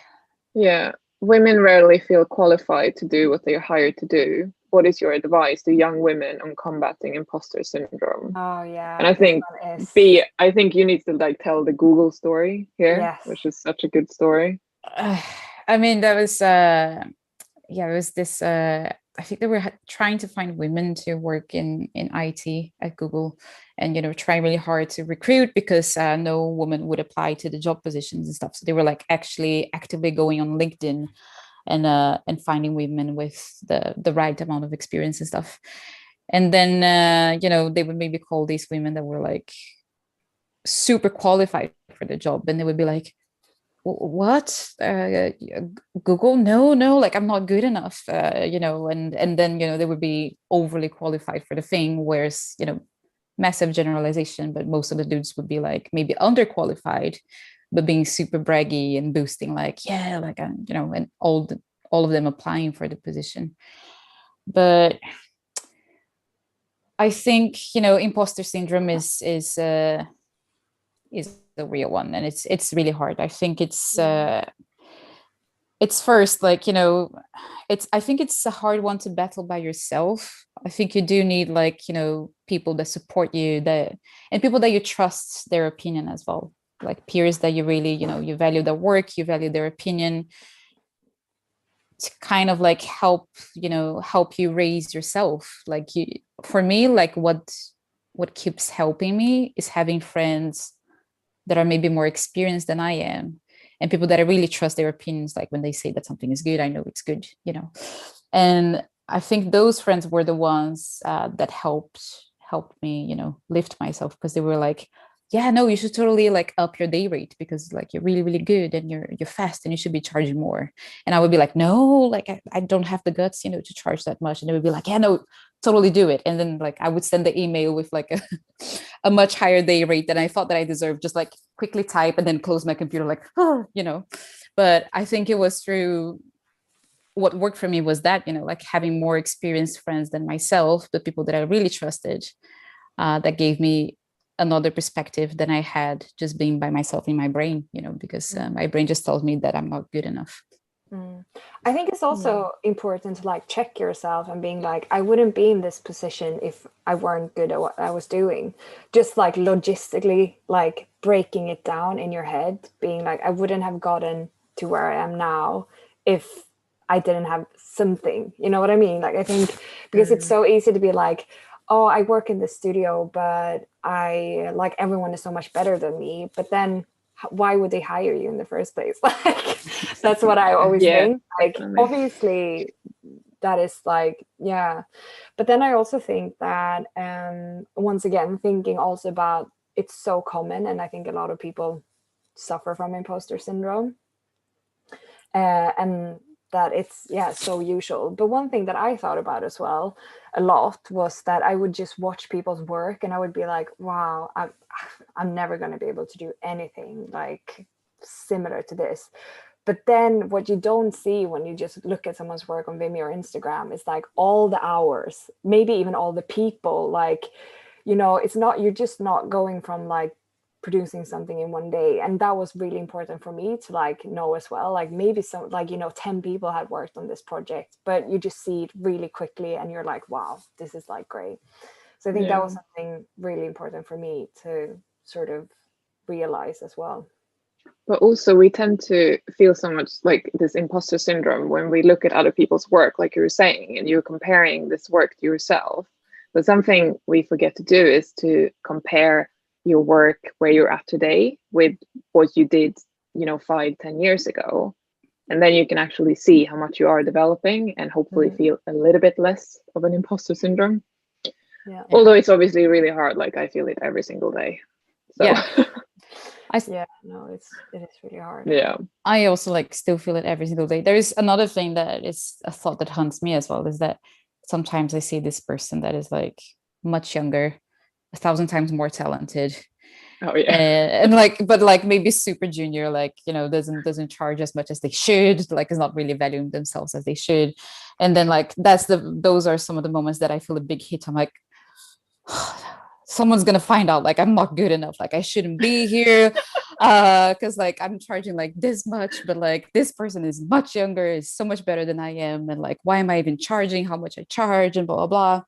But then whenever I get myself in this like loopholes, I try to remind myself of all the people that are actually charging way more than I am, but they are much worse. Or like, you know, way less qualified or talented, or put a lot less efforts than I put. And then I was like, okay, yeah, maybe, you know, I'm not as talented as that person, but I'm more talented than that jerk charging like so much more than I am. So it's, you know, I don't know, finding the balance. Yeah. Also, a bit like collectively, women tend to feel more imposter syndrome than men do. And I feel like when you've been in so many environments with men and in studios with men, I would never sit around and listen to men talking about imposter syndrome. But whenever you sit around with women, that's what we talk about. And it's also about that bad habit. We just have to like get out of it and stop talking about it. Yeah. No, should we go to the next one? Yes. Yeah. What are the best ways to amplify the voices of those who are a part of the minority? Well, I mean, I guess we gave you guys a couple of examples of, I mean, it's not to say that we have all the answers, but I think what we're doing with all the different channels that we have is trying to tackle that with different fronts, because I think, as we said, it's not a simple problem with one single solution. It's such a complex monster with so many different fronts that you have to tackle. So I think, you know, amplifying the voices is giving them visibility. So, you know, that's what we're trying to do with both the directory and the Instagram. And then how do you amplify people's voices? It's actually making them louder, is making them more confident in what they're saying. So that's what we try to do with the group and, you know, the network that we have. But also just small things, once again, like recommending people for jobs, sharing their work. I think it's just those small actions could also lead to a big change. And especially like when you're recommending people for jobs, think about people that you might not know, like not your friends, for example, and try to spend a bit of time to actually research people that you can recommend to, you know, lift up some new talent, underrepresented talents. Should we answer this one quickly? How can motion designers sign up on your website? Oh yeah. Oh, it's so easy. There is just a join button. Yeah. Exactly. Yeah. It's so Panimation.tv, join. Yeah, it's very easy. It might take a little while actually for me to add you, just because like it is a lot of work, and then I try to do it every month, maybe 2 months if it gets too hectic. So it might take a little while for your entry to show up there, but it's just because I have to do each and every one of them manually, because turns out people are not that great on replying to forms. They go very random with their answers, so I have to do like some manual filtering. Should we take the one on top? Does managing Panimation feel like the amount of effort work as a second job? I think that depends on sort of what period we're in. Like, obviously, when we work on like our day to day, I wouldn't say feel like a second job, because we've made it so self-sufficient, and it's sort of, I mean, we don't act as moderators in the sense that we're checking the community every day, but we have gained such a, I guess, strong core group of admins that we have on Slack channel, for example, that basically looks after things just because they want to. So for us in general, it's not really like a second job. And I think for our other admins or moderators, it's not really, because it's quite a lot of them. And I think we just try to do as much as we can. But I wouldn't say it's like a second job. But then obviously, if we work on a big project like the exhibitions or a screening, then obviously it's more laborious and tends to get more, I mean, I gotta say though, like, you know, when you're really busy with stuff and you always have this thing in the back of your head, like, oh, I have to do this, I have to do this. I think Penimation for me is like what I always have in the back of my head. Like whenever I have some spare time, I'm like, oh, I have to do that thing for Penimation. Like, you know, like it's the thing always creeping in the back of my head, I think. It's like a mini second job. Yeah, I would say so. But because we love it so much, I feel like we don't really think about it as a job. No. Yeah. Are we good with? We're probably running out of time. Yeah. I think we are. I want to thank you three so much for being our keynote speakers. Thank you so much for sharing your insight, for being part of this. And I think soon we're going to send everyone into the Student Showcase Awards ceremony and closing statements. So thank you so much. I'm so honored and happy to have you all here. We are. Thank you so much. Thank you so much for having us. Yeah. And as we said, if you want to get in touch, like drop us an email, join the Facebook group, join the Slack. Yeah, we're here all the time. Yes. Thank you for all the questions as well. And thank you for tuning in your Saturday. Very appreciative of everyone's time. And hope you're going to have fun on the award ceremony. Yes. Thank you. Thank you. Bye. Thank you. Bye-bye. Bye.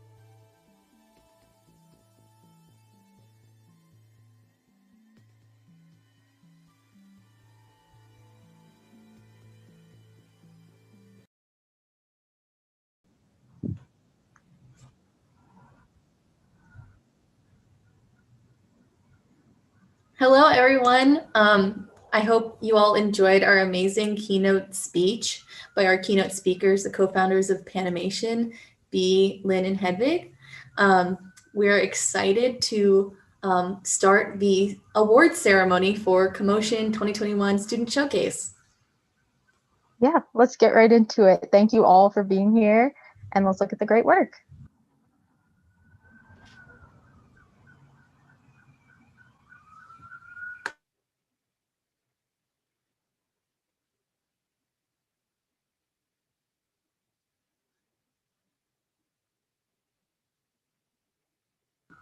Right, illustrative design. Your nominees are Flow by Gabe Crown, Dead End by Yu Hare, M-Shape by Gia Villison, Kathy Young, Anna Valerio, and Kathy Young. And the winner is M-Shape.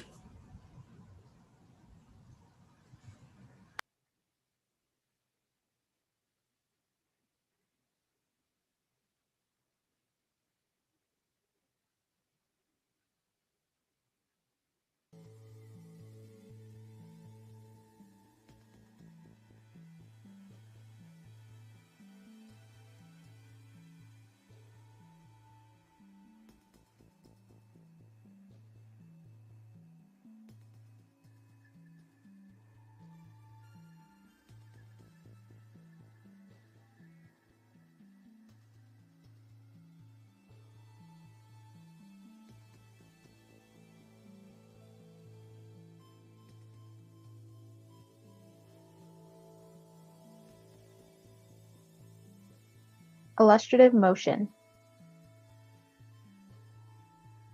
The nominees are GMT plus 8.5 by Freya Ye, Warm Up Your New Home by Leah Kim, and Sunk by Yu Hare.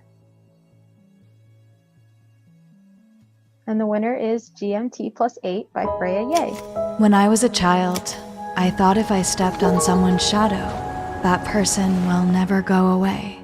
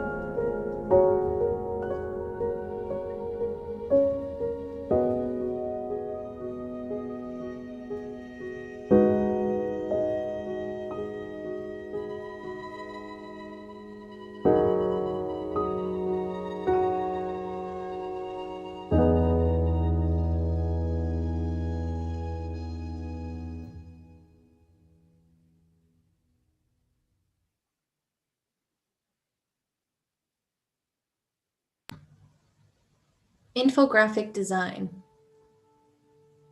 Your nominees are Cat Facts by Qiao Lian, Habitual Creatures by Krista Coates, and Lighted Up Blue by King Lei. The winner is Habitual Creatures by Krista Coates.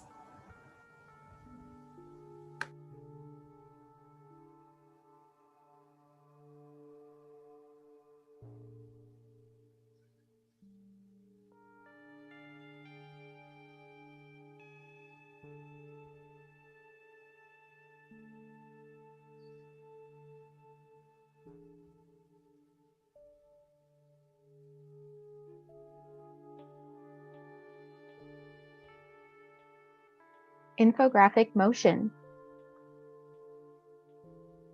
The nominees are Ad Astra by Abby Bosworth,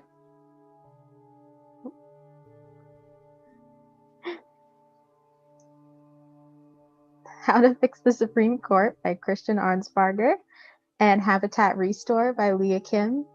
And the winner is How to Fix the Supreme Court by Christian Arnsparger. The Supreme Court is broken. The question is, how do we fix it? There are many ideas out there, but one idea proposed by law professors Daniel Epps and Ganesh Sitaraman would dramatically reshape the court. Their plan is called the Supreme Court Lottery. Instead of the current 9 high-profile and overly politicized justices, this plan would appoint all 179 judges on the Federal Court of Appeals to serve as associate justices on the Supreme Court. Then, 9 justices would be chosen at random to serve on a panel for 2 weeks, hearing Supreme Court cases. At the end of those 2 weeks, a new 9 would be chosen and it would start all over again. Additionally, each panel couldn't consist of more than 5 justices nominated by a president of one party, ensuring that there couldn't be a conservative or liberal majority greater than 5-4. The writers argue this would return the Supreme Court to what the Founding Fathers meant for it to be, a relatively anonymous group of skilled, thoughtful jurists.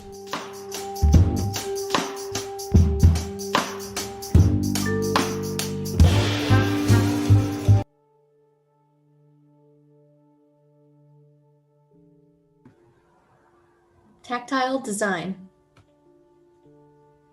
Your nominees are Renee by Domenica Basantes, Opposition by Alasia Hampton, and American Beauty by Lucia Smith, Yushen Huang, and Yuna Alita Yang.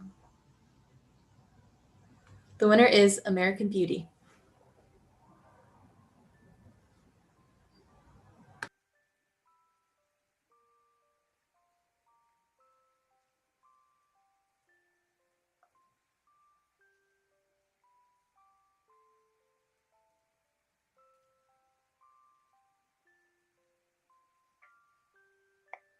Tactile motion. The nominees are One Day by Carly Johnson, Beta Plaid by Greg Markman, and Claymation by Alexandra Tianeman.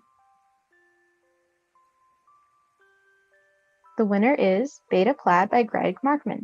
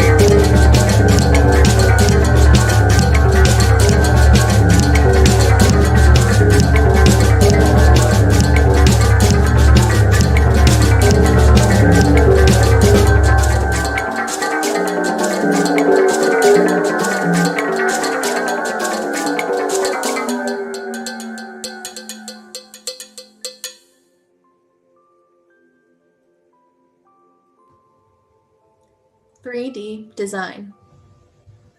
Your nominees are Memory Mirage by Juliana Mercado, Codex by Akshay Tiwari, and The Chase by Shivani Varandani.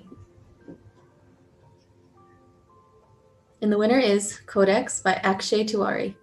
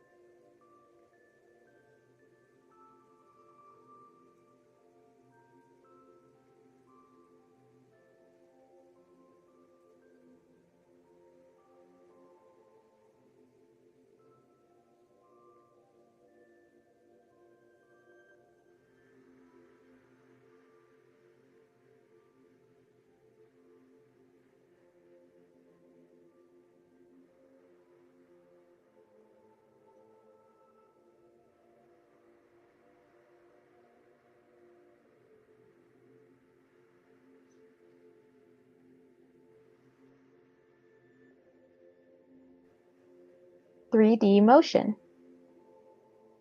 The nominees are Moving Monuments by Abby Bosworth, The Now by Gabe Crown, Devil in the White City by Dai Kim. The winner is Devil in the White City by Dai Kim.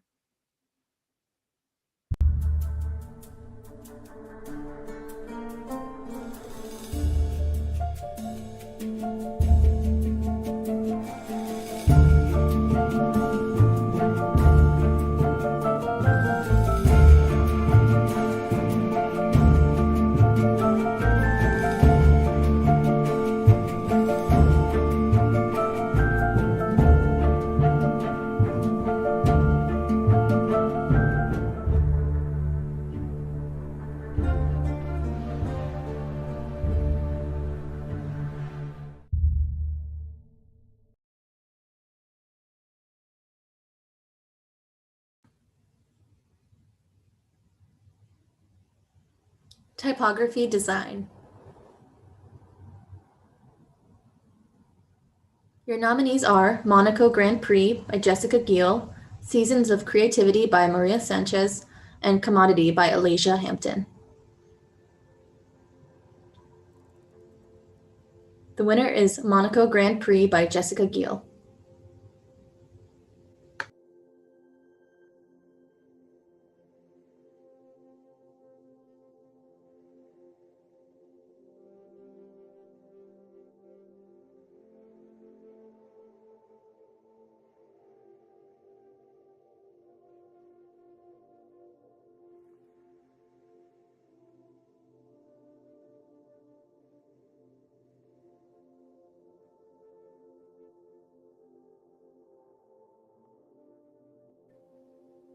Kinetic type motion. Your nominees are Giants by Yuron Liu, Cybertime Crisis by Greg Markman, and I Am Ali by Akshay Tiwari. And the winner is Cybertime Crisis by Greg Markman.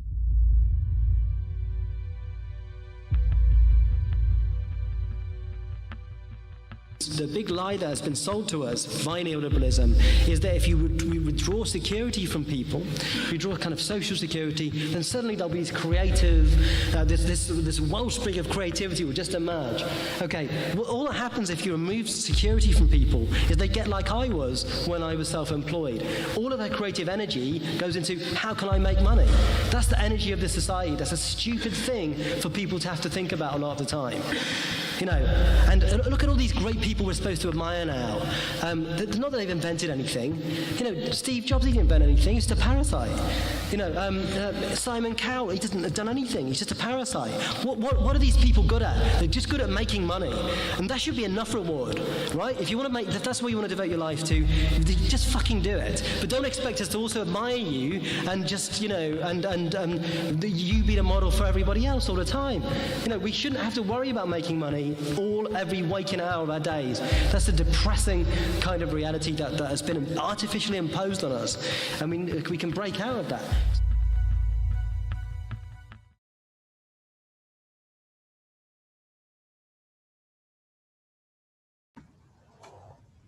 Social media design. Your nominees are Starbucks ad by Mel Petzold, World Oceans Day by Yuquan Huang, and Shani Pride by Carly Johnson. The winner is Shani Pride by Carly Johnson.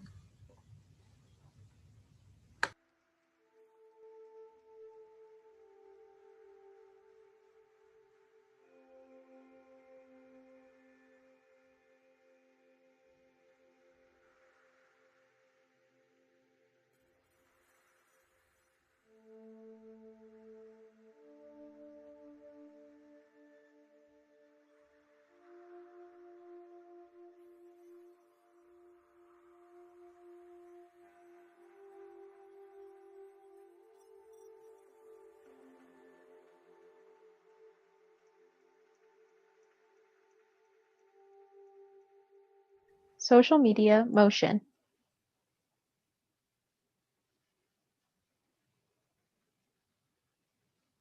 The nominees are Billy by Kagan Marks, Susie Shear, and Freya Ye, Fair Fight PSA by Micah Norton, and Creative Block Your Frenemy, Yu Shin King. The winner is Creative Block Your Frenemy. Aren't we all alike but being frightened of our choices? Welcome to the world of design, my friend. And a big part of the package from being a creative other than eternal suffering is your good old pal, the creative block. But for real, this block is your essential frenemy that brings you success, believe it or not. It's annoying since he's always around, and that's because it's a reflection of your fears. Be it your fear of not being good enough because of self-doubt or expectations. Yep, it's just you. It sucks to have it as your enemy, but it means that you can very well turn it to an advantage, and that is to make it your friend. It's all about looking at another angle. He's hard on you because he's spitting facts that you're not ready for certain ideas. He won't say this, but he doesn't scrap all your rejected ideas, but stores them in a safe space, so that when you're ready, he'll be there ready to back you up. He's that voice that says you can do better, pushing you to do your best every time. He's not here to block your way, but a step for you to go higher, making all your efforts and talents worth it because he knows you are worth it.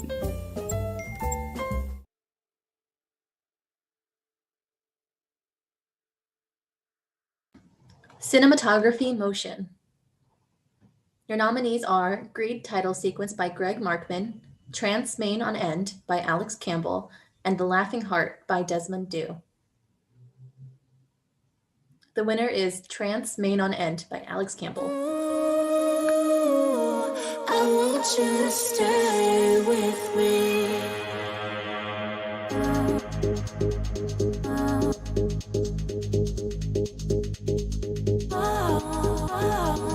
I feel you watching me. Do you like what you see? Feel your energy washing over me. Let me find what you keep, what you're hiding from me. I could take you inside, keep you safe for the night.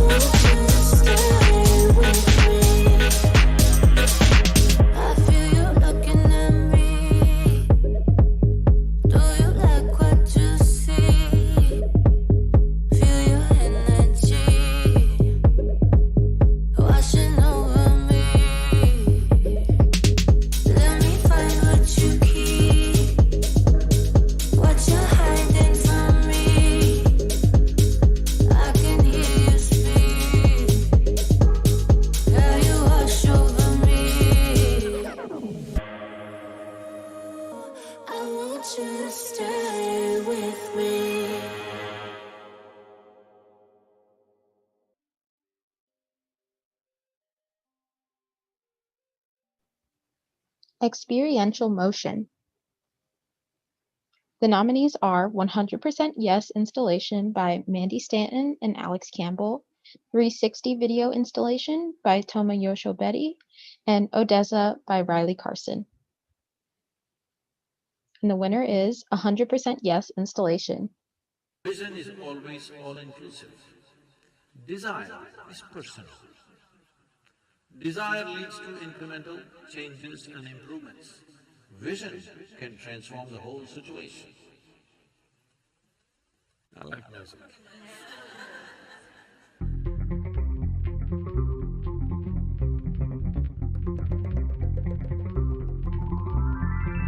Vision is always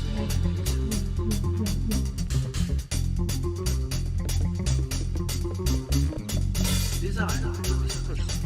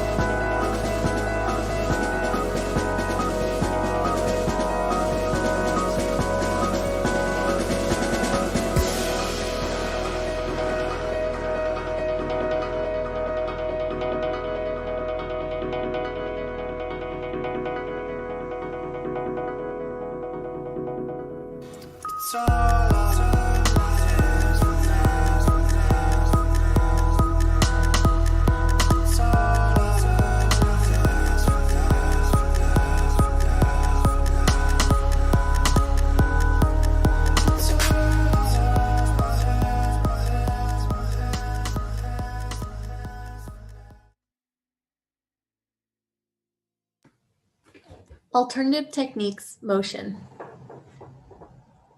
Your nominees are Sistentacion 2020 by Domenica Basantes, Nostalgia by Chris Rodriguez, and Human by Vladia Vinchenko. The winner is Nostalgia by Chris Rodriguez.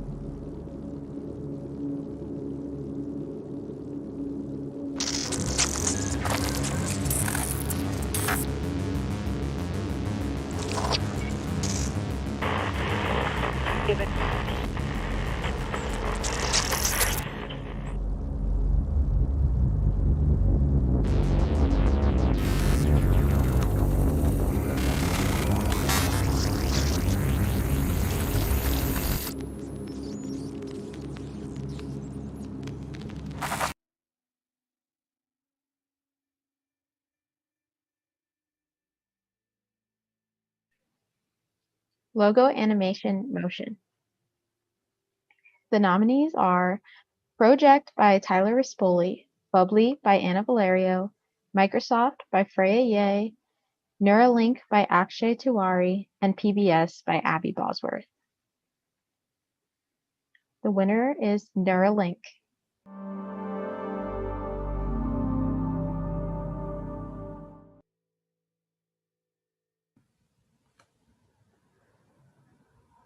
Brand ID motion.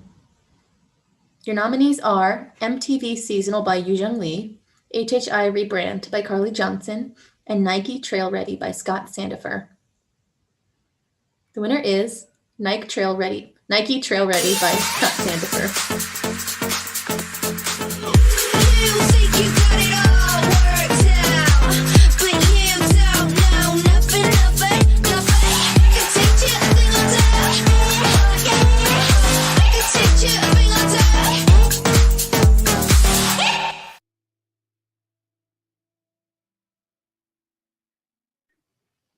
Title sequence motion.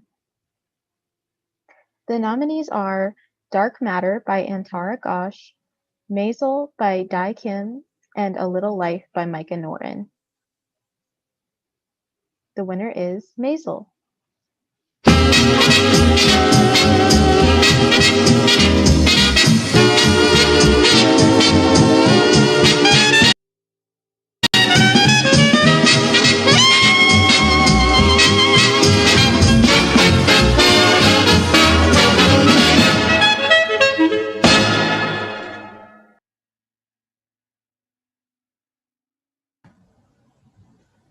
Demo reel motion. Your nominees are Gabe Crown, Akshay Tiwari, and Yu Ying Hair. The winner is Gabe Crown.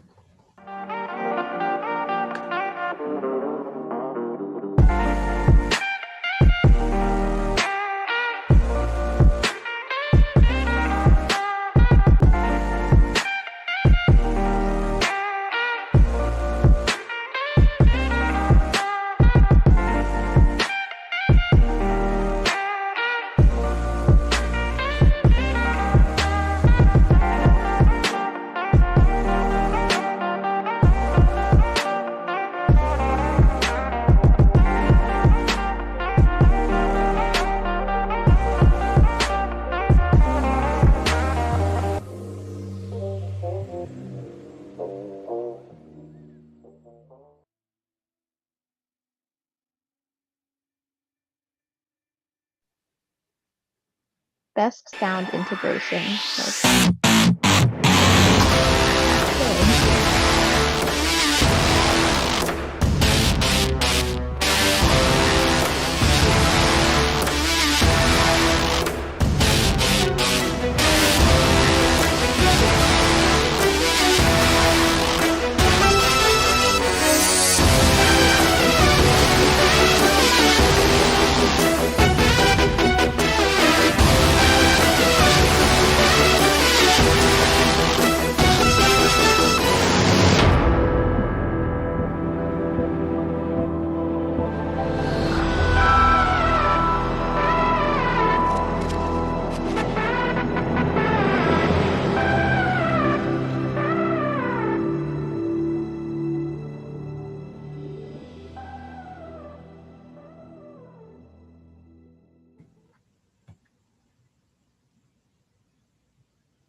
Best in show design.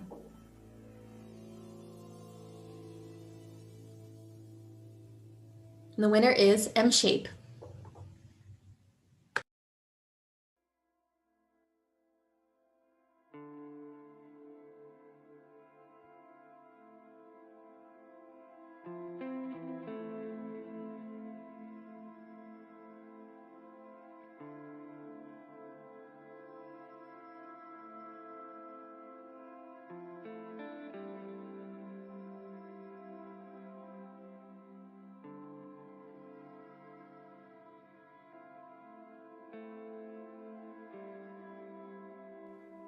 Best in show motion. Cybertime Crisis.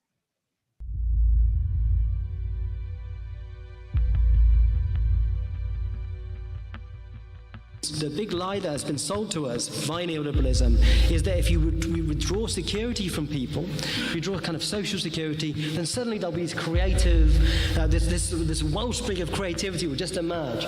Okay, well, all that happens if you remove security from people is they get like I was when I was self-employed. All of that creative energy goes into how can I make money? That's the energy of the society. That's a stupid thing for people to have to think about a lot of the time. You know, and look at all these great people we're supposed to admire now. Not that they've invented anything. You know, Steve Jobs, he didn't invent anything. He's just a parasite. You know, Simon Cowell, he hasn't done anything. He's just a parasite. What are these people good at? They're just good at making money. And that should be enough reward, right? If you want to make, if that's what you want to devote your life to, just fucking do it. But don't expect us to also admire you and just, you know, and you be the model for everybody else all the time. You know, we shouldn't have to worry about making money every waking hour of our days. That's a depressing kind of reality that has been artificially imposed on us. I mean, we can break out of that.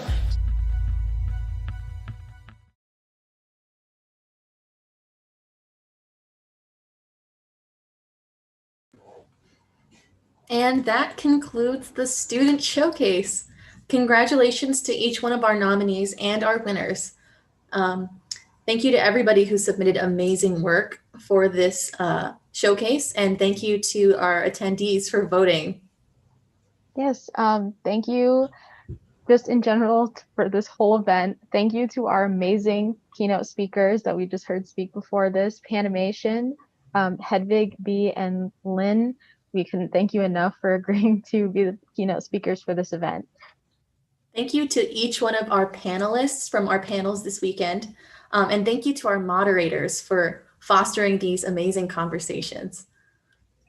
Thank you to our professors and the Motion Media Department. Without your support, this wouldn't be possible. Thank you to our Student Showcase MC, Cameron Mack, and to Coulter for filming and streaming the Student Showcase. Yes, thank you, Coulter. You are absolutely amazing. That all of the live streaming would not be possible without Coulter. So everyone, please thank him when you see him or hear from him. Give him a big round of applause because he really deserves it for all of the hard work that he put in this weekend. Thank you to SCAD alum Robert Morrison for helping us through with Butter. Thank you to our CoMotion volunteers. You're extremely helpful during this entire portfolio review process, and thank you for adapting to the new virtual setting. Thank you to all of the students who participated in our events, including portfolio reviews, and for being the amazing talent that creates CoMotion. Thank you, thank you, thank you to the officers, to the Momi Love officers, Carly, Alex, Anna, Via, Caleb, Kagan, and Yorley. Without you, the CoMotion is just nothing. So we cannot thank you enough for all of the late nights and weekends and time spent putting together this event. You should be so proud. Not only that, but for working hard to preserve this club and what we can do when we're apart, and for the future of our club as well. And thank you to our CoMotion attendees. I can't tell you how meaningful and special each conversation I had was, and I'm sure that all of our students who spoke with you all felt the same way. Thank you for trusting us, and thank you for trying something new and supporting us. With that, the Discord, we wanted to make an announcement that it is always open as a space to coordinate meetups and just kind of a great hub for all of the great relationships that were made today. So just keep that in mind. It's always open for anybody who would like to use it. And then last but not least. Come over to the hub space that we've designed to party some more remotely. Go over and see the amazing space, but especially you get to see a new space that's opened up that shows all of our Student Showcase winners and highlights all of them. So go check it out. It's a blast. All right. Thank you so much, everybody. Great job this weekend. We can't thank you enough. Yeah, thank you all so much.